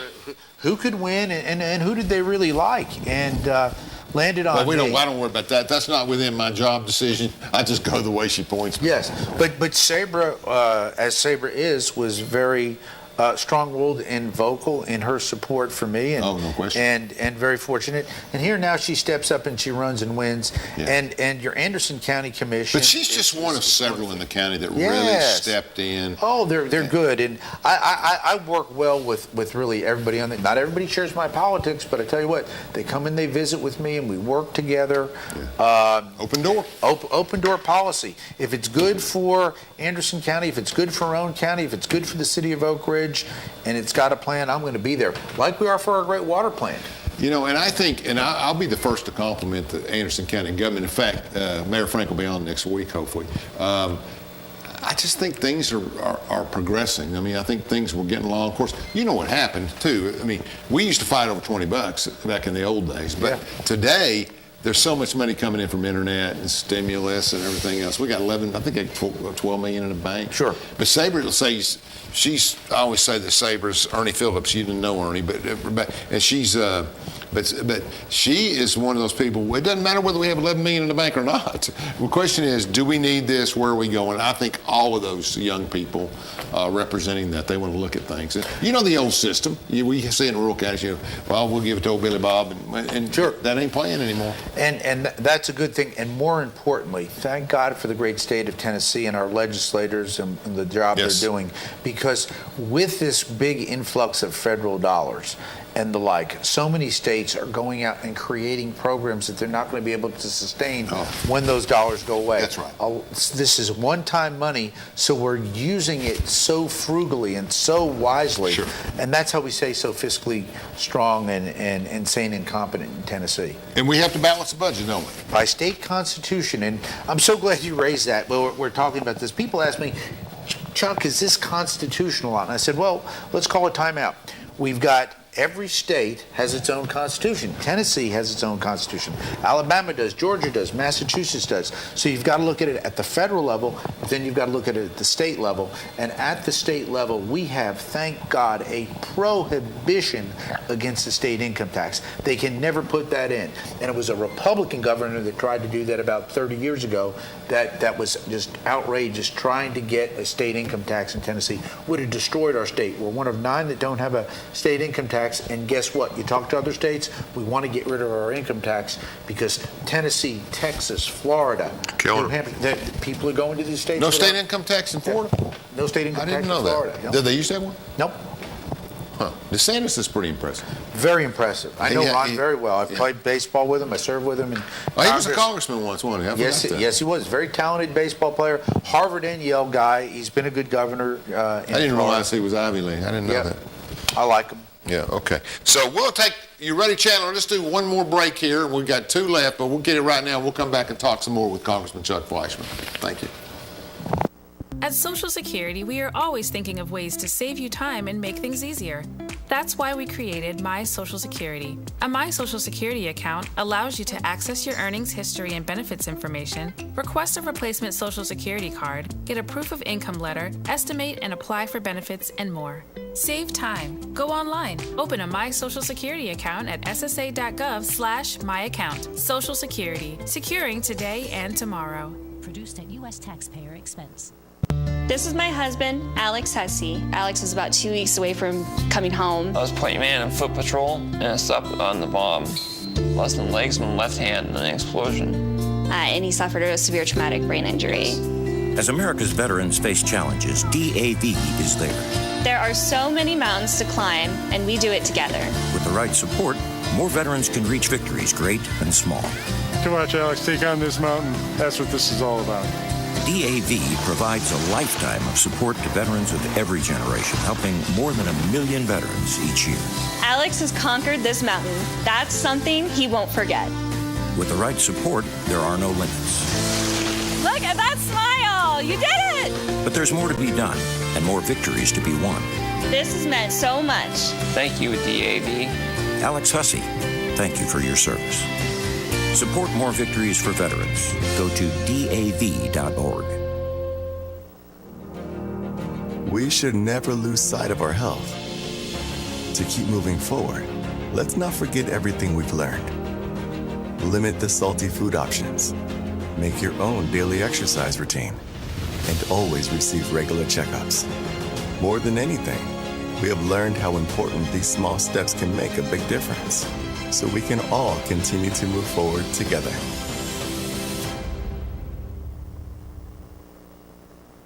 Hello, I'm District Attorney General Dave Clark. My fellow DAs and I successfully fought for new elder abuse laws and procedures that have police departments and agencies using improved tools to protect our seniors. Victims of elder abuse are often unable to recognize or report abuse themselves. They need your voice. If you suspect abuse, contact local law enforcement or adult protective services. Let's work together to protect our seniors.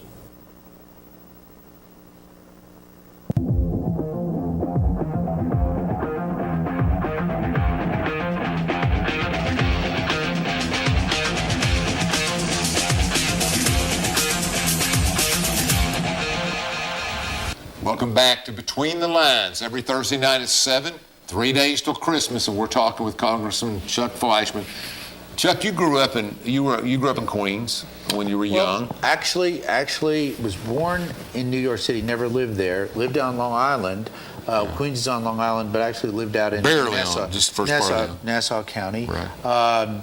Moved to Philly. Moved to Philadelphia. Then had to move back to New York, then move again. Working class. My dad was a World War II guy, one eye, no education, worked hard. My mother developed terminal cancer when I was 9 years old, came back when I was 11 and died when I was 13. So I was in New York, Philadelphia, and Chicago public schools. Tough time. Running for your life. Yeah. Three elementary schools, 3 middle schools, and 2 high schools. And but here's my question. Yes. What was Christmas like as a kid? Wonderful. I was with your mother when you were little. Yes. My mother was much older when she had me. Dad was an Eisenhower Republican. Mom was a New Deal Democrat. Mom was Catholic. Dad was Episcopal and yes, and the like. German. So Was he German? yeah, Austro-Hungarian and English. Okay. All right. But it Mom was so Italian. yes, exactly. Italian. Yeah, I got all that. Italian. So I got raised Roman Catholic, obviously, and then of course I got my dad's politics. But holidays were, putting this in perspective, where people say, well, how do you get your frugal world ethos? This is very interesting, and you probably can relate to that because we're about the same age, and you remember your parents and grandparents. Okay. I was an only child born to the children who were the babies in their family from a Depression era. Mom was born in 22, Dad in 25. They were the babies. So my aunts and uncles were all born before them. My grandparents in the century before that, 1896, 1898. No brothers and sisters. That's my whole thing. No brothers and sisters. So I grow up around all of these You're aunts an only and child. uncles. Only child, never really exposed to much of any other kids. I show up in kindergarten in 1968. I'll never forget, in Syosset. I had really not interacted with any other kids. And it was like an eye-opening situation for me. So yes, I was very spoiled, had a lot of attention, but all of these wonderful values. Did you ever go to the Macy Days Parade as a kid? I did. That was pretty cool in the 60s. It was great back then. I will say this: New York went through a very downward spiral in the late 60s and early 70s. It came back. It had a renaissance. I can remember as a kid, the water was dirty, the streets were dirty. I'm very passionate about the environment and keeping things there, and I'm pro-business. And what's nice is that the business community has realized that you can be pro-profit and pro-environment. I was with the Coast Guard. Taking with them one of their boats to the Statue of Liberty just about 3 months ago. New York City Harbor, the water was clean. Right. People were fishing in New York Harbor. I never thought I'd see that in my lifetime. Yeah. People were kayaking in New York Harbor. So we've done some really great things in this country. I love New York City. But that's it. Philadelphia. But you've been a Tennessee man for 40 years. So oh my gosh! You're Since Tennessean, born and bred. Yeah, it's 40 I came years. here in '83. And at age 20, I'm 60 now, so 40 years you here. You can't help where you're born, but you can choose where you live. And I love Tennessee. Yeah. And it's great. 3 sons, born and raised in Tennessee. And one of the things I've always been very fortunate to see with you, Alan, you grew up in Oak Ridge. You went to school here. You have friends here. You played sports here. We'll run into people and you'll say, that guy's an old Democrat. I played baseball or basketball with him. They know you. They like you. Knew his mom and dad. They did this. You've got a great sense of grounded in the community. I never had that. I was always moving all over. So and I moved all over, but at 40 I came back. Yeah. Because my mother was getting older, and I'm comfortable here. Yes. Oh, very. I like going places. I like doing stuff. I got friends, and you know me. I got friends in professional sports. I got friends everywhere. Yep. But I stay home most of the time. Yeah. That's it. Love politics. That's a good thing. Okay, so your Christmas is your most memorable Christmas.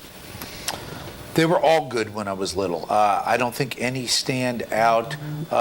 Probably the most memorable one, sadly, was the year that my mother, when she passed away, because it was very difficult on my father. And so that was in '77. So I was just starting high school.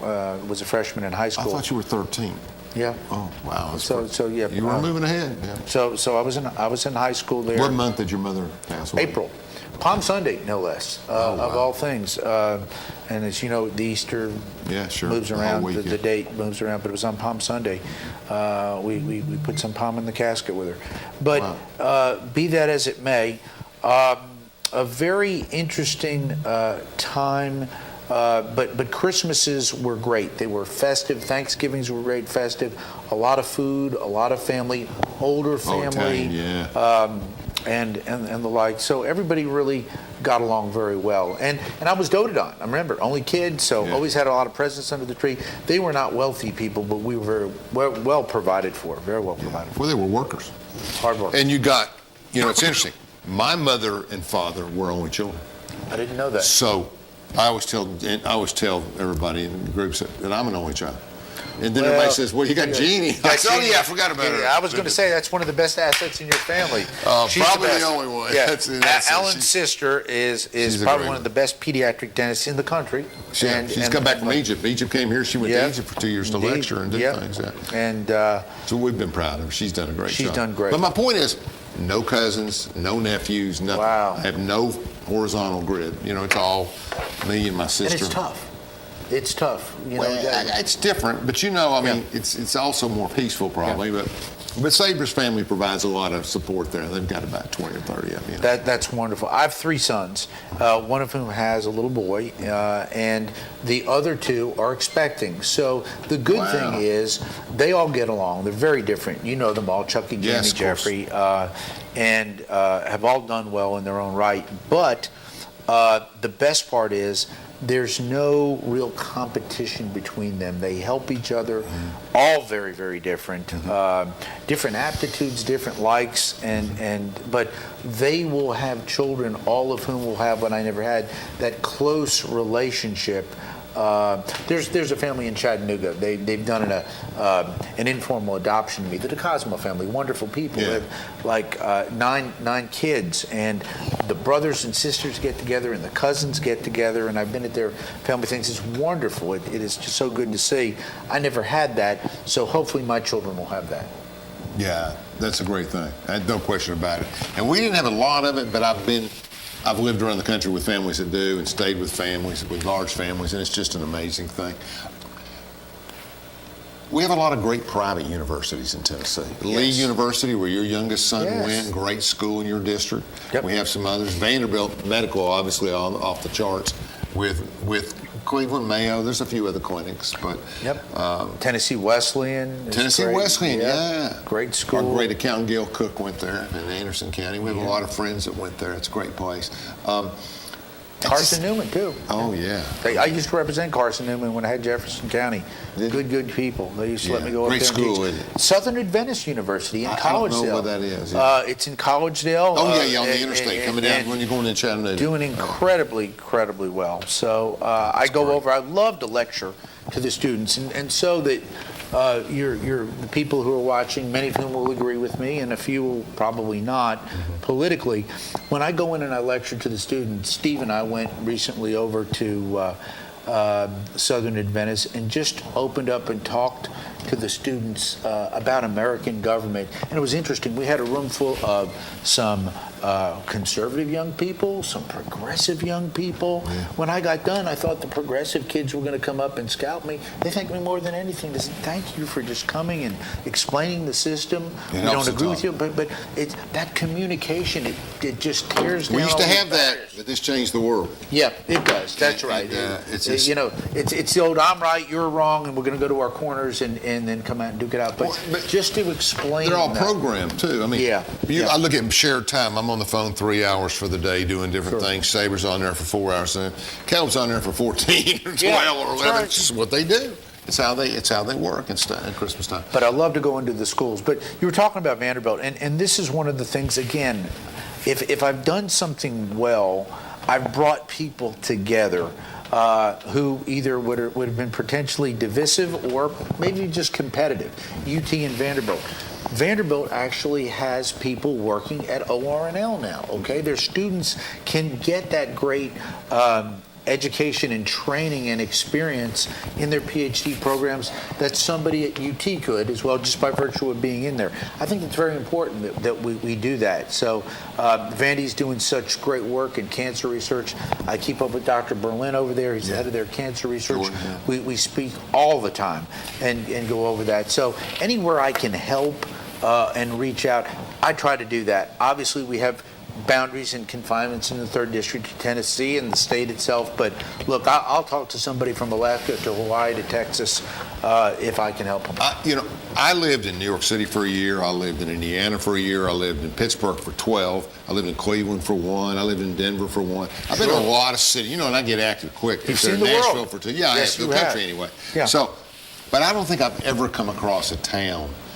Pittsburgh has its. I consider myself a Pittsburgher, but I mean. I know he likes those Steelers and he likes those Penguins. He had the Stanley Cup for a day. He did. I did drop have it, Stanley Somebody Cup. dropped it. Nobody dropped it on our team. It was me and one of the players and John Shuey from Oak Ridge. And we had the cup, and every player got it for a day in '92. Yeah. So we traveled to all these little cities. It was the most amazing thing I've ever seen. Not growing around hockey.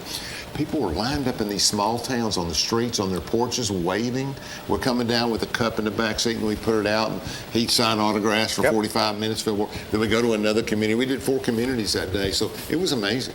And there's a lot of things inscribed on the inside of the original cup that people don't know about. But really, all good and positive in a great way. A lot of traditions. So you were talking Pittsburgh. I interrupted you. No, but I love Pittsburgh, and nothing will ever measure up to my time in Pittsburgh and my love for that city.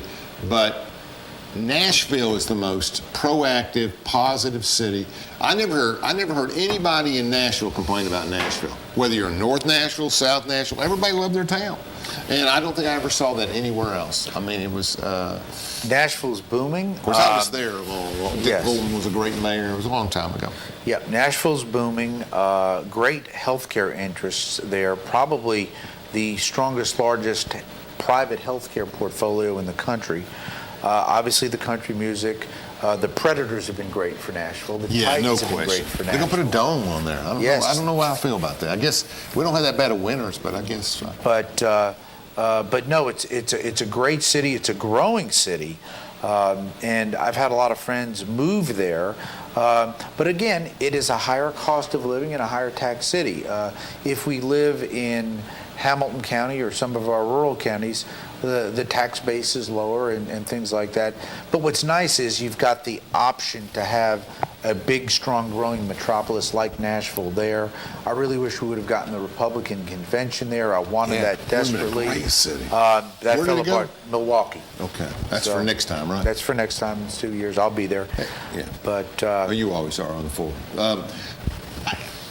I just think there's a lot of things that go on in Tennessee that we take for granted. It's just such a great state. And I think Randy Boyd's been an enthusiastic, proactive leader. He has. I give him a lot of credit. ET, yes. And I, we can go back to McWhorter was a good concern. We got all these things going on. But I always say Bill Haslam's the best leader we ever had. I just loved Bill Haslam. And he was a moderate who ran a conservative state effectively. He allowed conservative policies, but at the same time, he demanded discipline in spending and budget. I'm just a Haslam guy. Bill I'm a Haggerty guy now, but I was a Haslam because they're all mixed together too. Yes, Haggerty's got legs. I talked to Bill last night. Bill is good. He looks the spot. He acts the spot. He taught himself Japanese. He was state ECD commissioner. Investment banker for years. Senator. Yes, and we talk a lot. And I've become kind of, not only for him, but really for just about anybody in Congress. Even President Trump asked me about Oak Ridge. Talk to me about Oak Ridge and the portfolio that we do here. President Obama did that as well.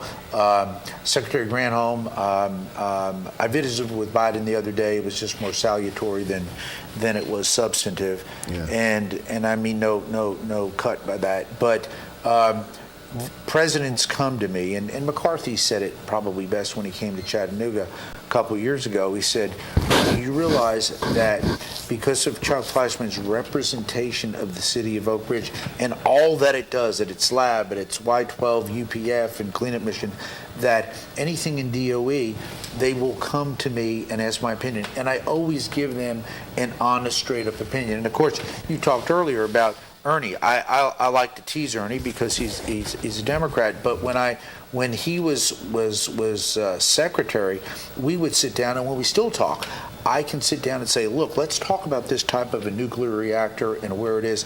Let's talk about reprocessing where you think you are. We don't always agree on things, and his scientific knowledge is far beyond mine. Yes, okay, of course. He's MIT nuclear physicist and the like, but my practical application, that's what I do best as a generalist. Sure. I gather the information, I process it, and then I apply it, I think, very well. And then I bring people together to get it done. So, and the biggest difference between in my world and other worlds in some areas is that people that are that academically skilled and everything spend a lot of time on each subject. Yes. Whereas as generalists, we want to move through the frames, and that's the difference. How does this work? How do we make it work, et cetera? Yeah. And that's the deal. But you always stand back and observe and really appreciate brilliance. And when you see a guy like Ernie Moniz and others, you think we've been blessed in this country with a lot. Of course, we had Alvin Weinberg here for 2 generations. And I can go through the national lab. But right now, I'll mention her by name. Dr. Kathy McCarthy is my fusion teacher. Mm-hmm. She knows fission and fusion. The lab went out and got one of the best people in the world there.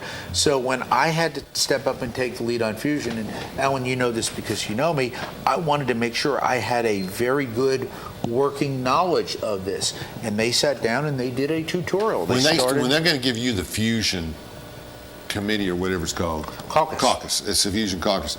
Is that a move? Is that a pretty smart move by people that are pro-fusion? Yes. To let a Republican like you lead it and get it out there and hopefully build some support. It is, but you see, and let's talk about caucuses in Congress. Let's do. Caucuses are not partisan. You have Republicans and Democrats who have a common area. Now you have the baseball caucus, right? We're in that. Okay, we got that. Or the sportsman's caucus. But the Fusion Caucus will be a coalition led by me of Republicans and Democrats who believe in the future of fusion energy. And what we will do, we will host companies, get information, and then craft legislation that is hopefully bipartisan and bicameral. We have senators that like to come over sometimes and visit our House caucuses because they're always welcome because they're so good. So pick an area. It's not glamorous, but I'm the head of the Nuclear Cleanup Caucus. I'm going to be the head of the nuclear recycling caucus. Okay, so let's talk about Cleanup Caucus. Yes. We've recently got a cell approved. Oh, yes. Which took a decade. But 12 basically, years. 12 years. Yeah. Which basically, folks, is that our landfill here is almost full. Yeah. And we needed a place to take all of this contaminated, lightly contaminated. What's the word I want to use? Not light, but whatever. Low grade. Yeah. But we got to bury it somewhere. Slightly dirty. We got to bury it. Uniforms, buildings, bricks, for clothes. We got to bury it somewhere. And we needed a cell tied into CNS out there in the Y12 area. Big cell so that UCOR, and all three plants will have a place to put that stuff. Excellent. Probably the second hardest thing I've ever gotten done in Congress. First thing was fully funding the Chickamauga Lock done, okay, down in Chattanooga. That's another story for another day. But Oak Ridge has a disposal cell. On the ORNL campus, there's about 70 buildings that have to come down. ETTP was one of the best success stories in the world. The largest building in the world, the gaseous diffusion plant. Many people here probably work there over there at that. That has been taken down, totally clean. And what do? Economic development. And it's so important to understand this. In order to complete nuclear cleanup, all around the country, and I lead on this, whether it's Hanford, Washington, Los Alamos, New Mexico, Savannah River, South Carolina, we've got all these sites, Paducah, Kentucky, that want money, resources, and jobs. We needed this disposal cell to be able to take this down, clean it up, get this land back into Anderson County and Roane County and Oak Ridge tax rolls for economic development, including an airport, which we're going to get. That was my next question. Absolutely. But none of this Where's happens. that airport located for the people here? It's in the city of Oak Ridge. Out by Horizon Center up out there, somewhere out there? Yes, that's where. New training center? And it's not built yet, but it's built on land that was formerly dirty. They cleaned it up. Okay. So economic development doesn't happen unless we have cleanup. Cleanup doesn't happen unless we have somewhere to put the cell. The cell is going to be probably full 2027, 2028, the existing cell. Some of the stuff we have to take out west and bury. Okay, we understand that. But a lot of the stuff you can just bury here, and it's fine. It's expensive to transport stuff to WIP. So here's the situation. You're right. It is expensive. But I find out we need a disposal cell. For years, I tried to do it. I had to work with the state of Tennessee and TDEC. I had to work with the Department of Energy, EPA. and I worked with EPA. Yeah. We kept failing and falling and fighting, and we've got to get it done. Finally, I reached out to Governor Bill Lee, and I said, we've got to get TDEC on board. We need to get this done. He said, Chuck, because I took him through this place here in Oak Ridge, took him through everything, I trust you on this portfolio. We'll get it done. TDEC on board, we got it done. The Department of Energy, through 3 administrations, has worked with me, okay? That's Obama, Trump, and Biden. Worked with me. All three. Yeah. All three. To get this done through DOE. I had one leg of the stool I couldn't get. That was EPA.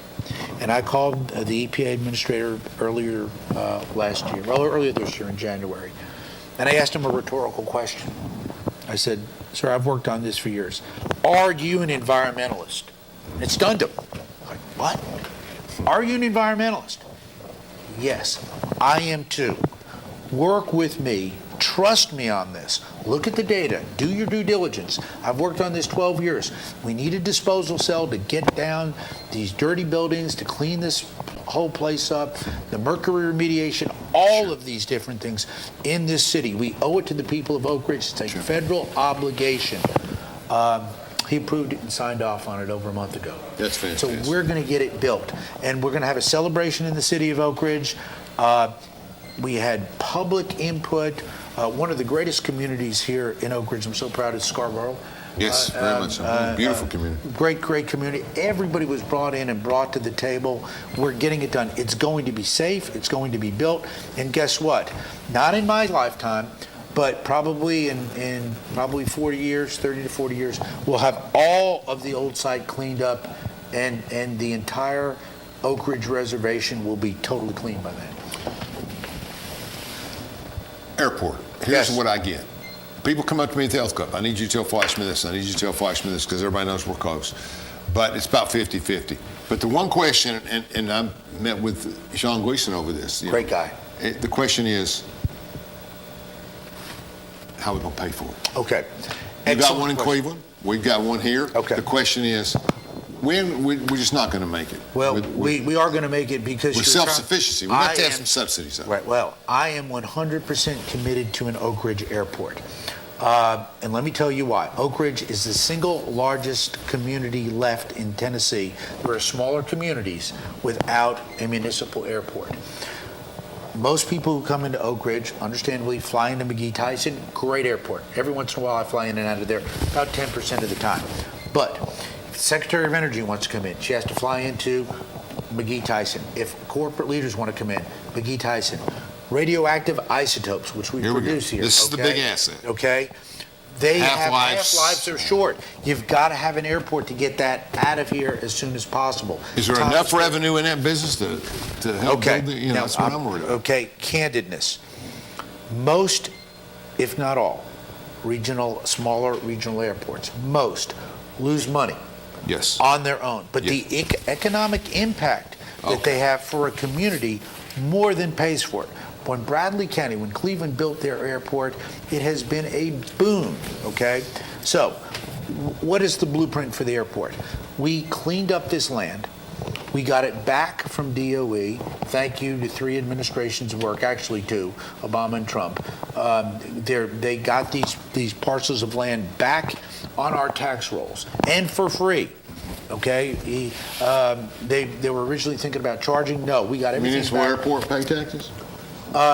It will. Well, this is what's going to have to happen. The City of Oak Ridge, Anderson County, and Roane County are all going to have to decide what their financial commitment is going to be.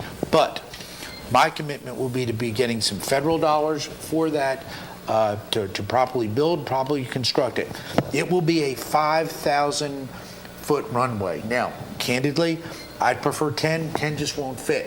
If I could stretch that to 7,500, you just want to be able to get better, bigger, stronger planes to fly in. Okay, so you expand your customer base. Exactly. I mean, that's if you build it, they will come. Yeah. But we've got to get this done. I've worked with our mayor on this. Of course, I've worked with Mayor Gooch to get a water plant. Mayor Gooch has made significant impacts with his leadership. I give him credit. He has. You just drive along where that mall was. When I was elected, we didn't have a mall there. They kept talking about it. And you drive along there. It's been great for the tax base. And guess what? Oak Ridgers and Knoxvillians are coming over here, and other people to shop. Mostly, you get the Roane County, Morgan County people. Yes. And they come down on Illinois Avenue, and they don't keep going. They don't go to West Knoxville. Now they can come here. Obviously, they go there for some things. Sure. But bottom line is, now we just need a couple restaurants. What a good mall. Yes. But heck, you've got some nice fast food eateries there and some chain restaurants. What a renaissance, and what a good thing for the city.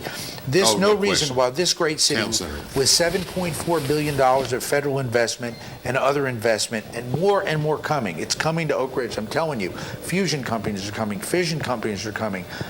We're doing groundbreakings. This community is doing so well.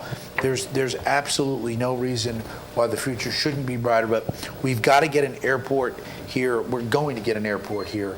I'm committed to building it.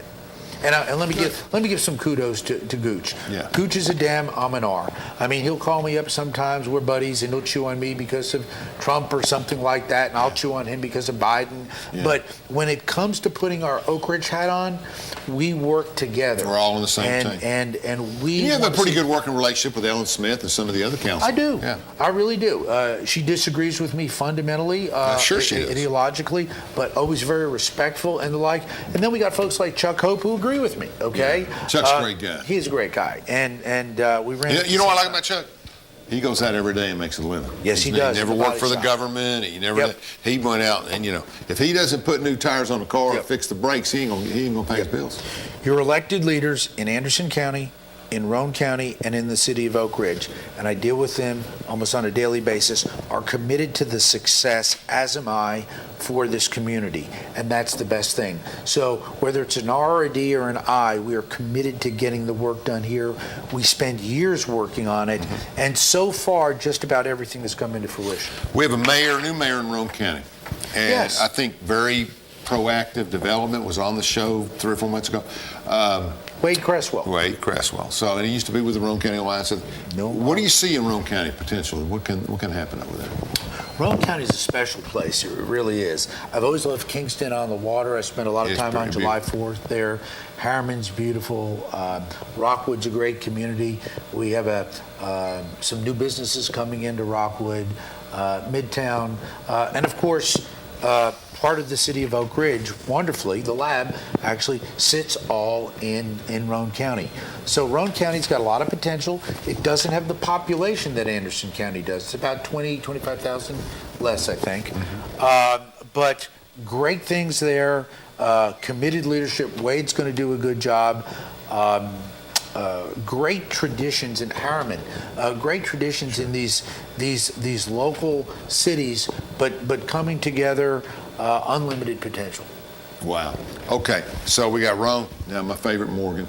Okay, sure. People in Morgan. I mean, they don't want you to bother them too much. They just want to. No, but they kept me in redistricting. Yeah, they did. You talked about that over and over again that year, and I said, look, Morgan County's solid. They got solid people. They do well.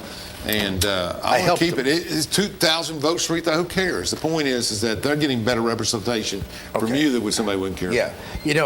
Not my cup of tea because I'm the Catholic that doesn't drink or smoke, okay?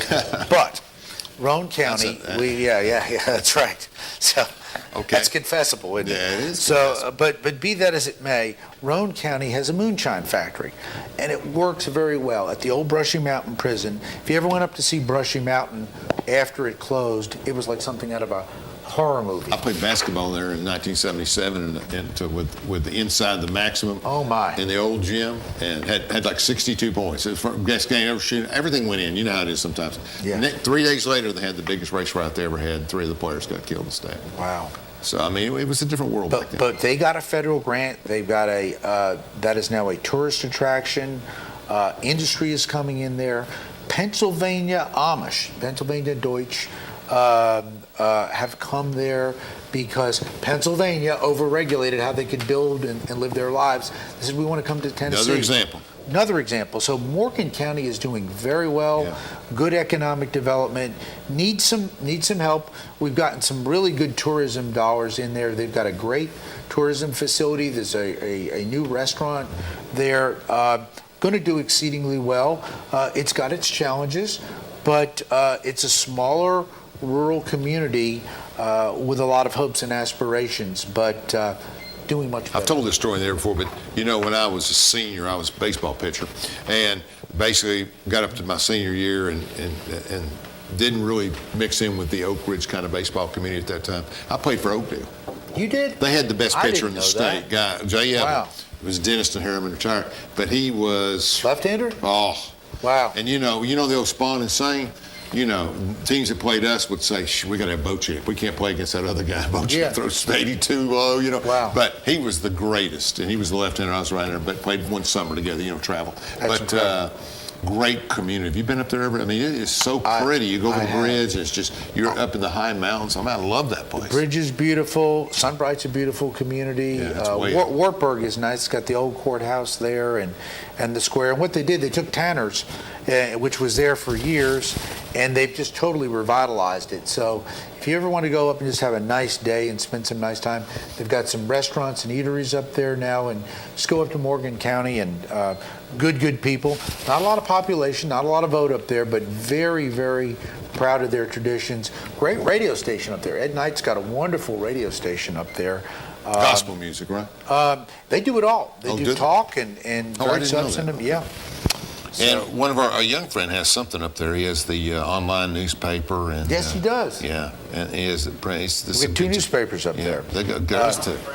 And Yeah, Tommy Francis. Tommy Thank you, Francis, Brant. gosh, I remember him back. He used to work up at the prison. Yeah. Absolutely. And I will say this. Loves Horaeus. politics, Yeah, loves politics. Horaeus is up there. German company invested and has expanded in Morgan County. And what they do, they go into computers and they take out all of the reusable parts. They smelt them down and get the rare earth and wealthy metals out of it.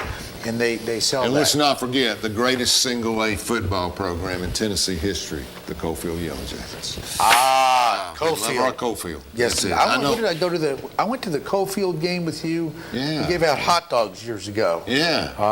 I think Hard our to buddy- throw in the stands. It didn't really Didn't work. go through well in the stands. That's exactly right.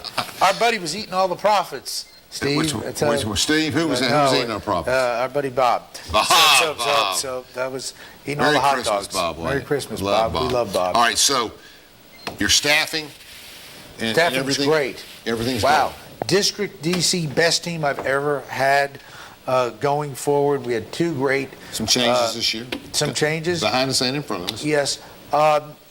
Great staff Christmas parties. We're on the same page. So let me jump there real quick because we only got 5 minutes left. 10 minutes. So that's right. We started 5 after. I forgot. But I want to talk a little bit about these committees in closing. Sure. You have asked for, according to the Washington Post, and everybody, you have asked to be on Labor H as the chair, as the cardinal there, or to be on Energy and Water. Two really good, Yes. two. Obviously, Labor is off the charts good, and you may also serve on Defense, possibly as a committee member of that department. 3 of the most powerful committees, et cetera, et cetera. You're on Homeland Security, but you prefer to move on to one of the other 2 committees. Sure. What's the impact on the other 2?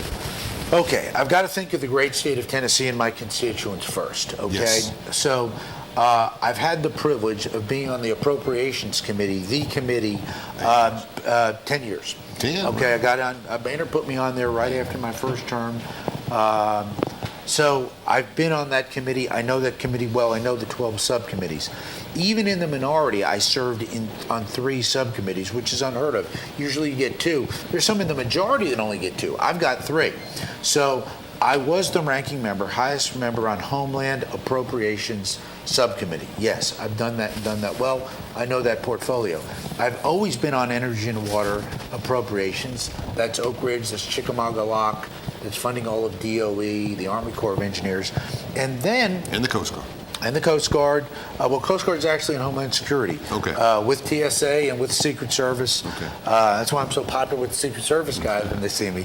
So, but they told me I had to go on Labor, Education, Health, and Human Services if I wanted Energy and Water. They told me I would hate it. I ended up loving it. It's a contentious committee, but I get to fight for all the pro-life riders in that. It's the healthcare portfolio. It's the labor portfolio, education. It's the second largest pot of money to defense. So those 3. Now, what I've asked for, you're right. I've said I want to move up. So I want to chair either the Energy and Water Subcommittee of Appropriations or Labor, Education, Health, and Human Services. And I also want to get placed on Defense Appropriations because that's good for the country. And it'll get me 3 A subcommittees on the A of A full committees, and hopefully continue to drive up. And people need to understand when you're the chairman, you write the bill, you draft what goes and doesn't go. You vote, but you draft it. You have a lot more influence on things. Now, I didn't say it the other day because I would disagree with this, but it was very nice. Marcia and Bill, in my view, are the 2 most powerful federal politicians in our state. But somebody said, you get this portfolio and you will be that. I disagree with that because I don't like to compete with my friends in the Senate. But my strength and my power and influence will will continue and will grow infinitely if I get that Cardinal slot. Chandler, Brad, let's do one more 2-minute break, and then we'll come back and close it off. Yep.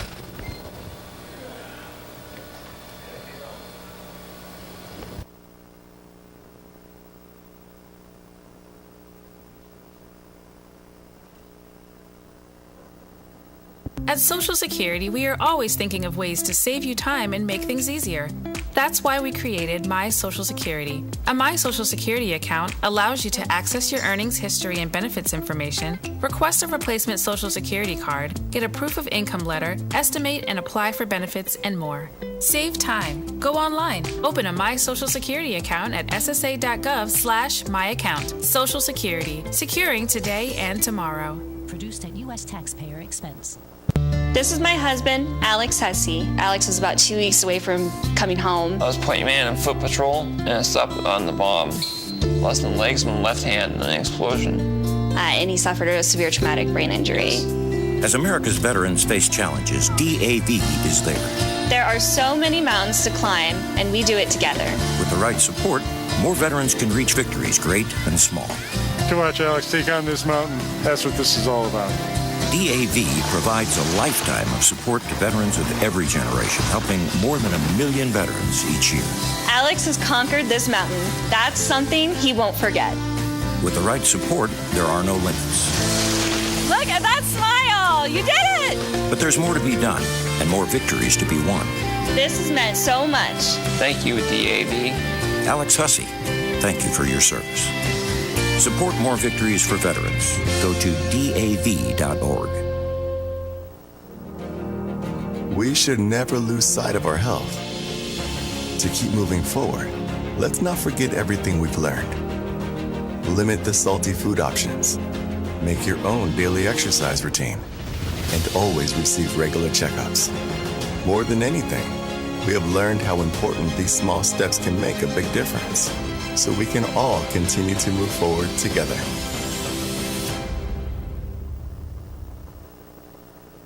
Hello, I'm District Attorney General Dave Clark. My fellow DAs and I successfully fought for new elder abuse laws and procedures that have police departments and agencies using improved tools to protect our seniors. Victims of elder abuse are often unable to recognize or report abuse themselves. They need your voice. If you suspect abuse, contact local law enforcement or adult protective services.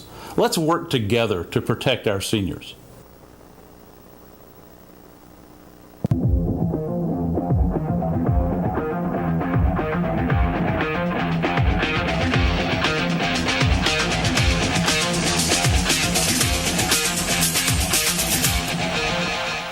We're in the final 4 minutes of a 2-hour discussion with Congressman Fleischmann, exclusively, getting tired, exclusive interview.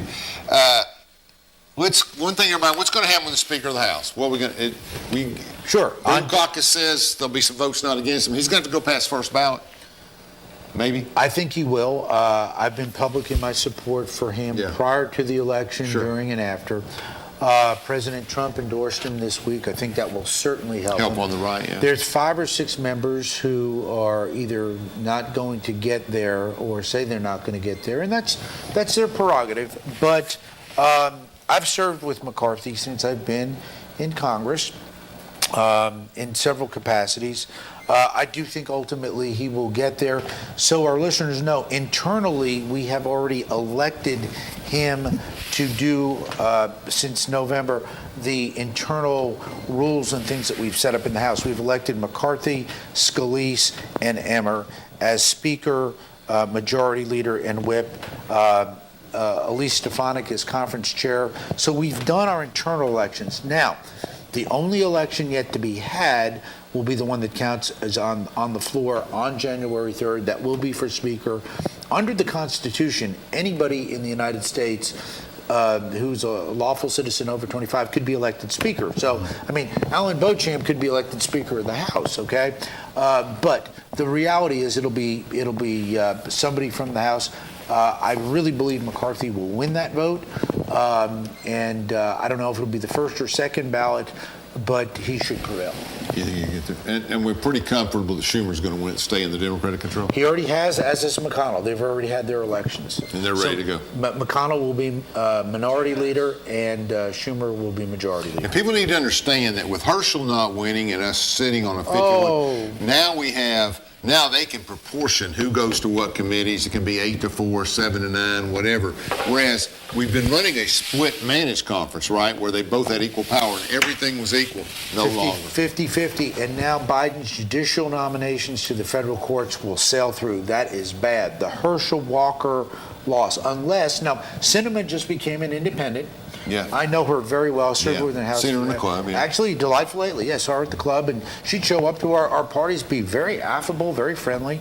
Now, in her heart of hearts, she's a progressive. She's no conservative, okay? I've had those talks with her, but she's a very nice lady, but she will be an independent.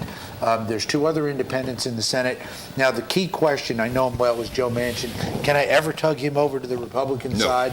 I don't think so. Too much cold tradition there, too much history. Yeah, you know what I mean? But Joe and I visited last week, actually at the White House, and we had a big talk about nuclear. I told him, I said, I'm going to be chairing the nuclear reprocessing caucus, and he goes, come see me, I want to talk to you. Yeah. That's good. So I like him. Yeah. I mean, he's an old school kind of guy. I wish he were a Republican, though. Yeah, get more Republicans. not everybody can be a Republican. Got to put my little partisan hat on. And you know, but the real deal is that we're only a few percentage points apart from having more influence in the Republican Party. Absolutely. In a year of 2020, when it wasn't great, you were talking about the numbers. We gained seats. We cut it from 20 to 5, and this time we went up 6. So I think the country as a whole is pretty comfortable with moderate and conservative representatives on the end. We have gridlock, usually good for the economy, but I don't know what's good and what's good. Well, How's Alan, Brenda? Good? Brenda's great. The family's great. Thank God. God is good. We've got a great country. Merry Christmas to everybody, and thanks for watching. Merry Christmas, and God bless.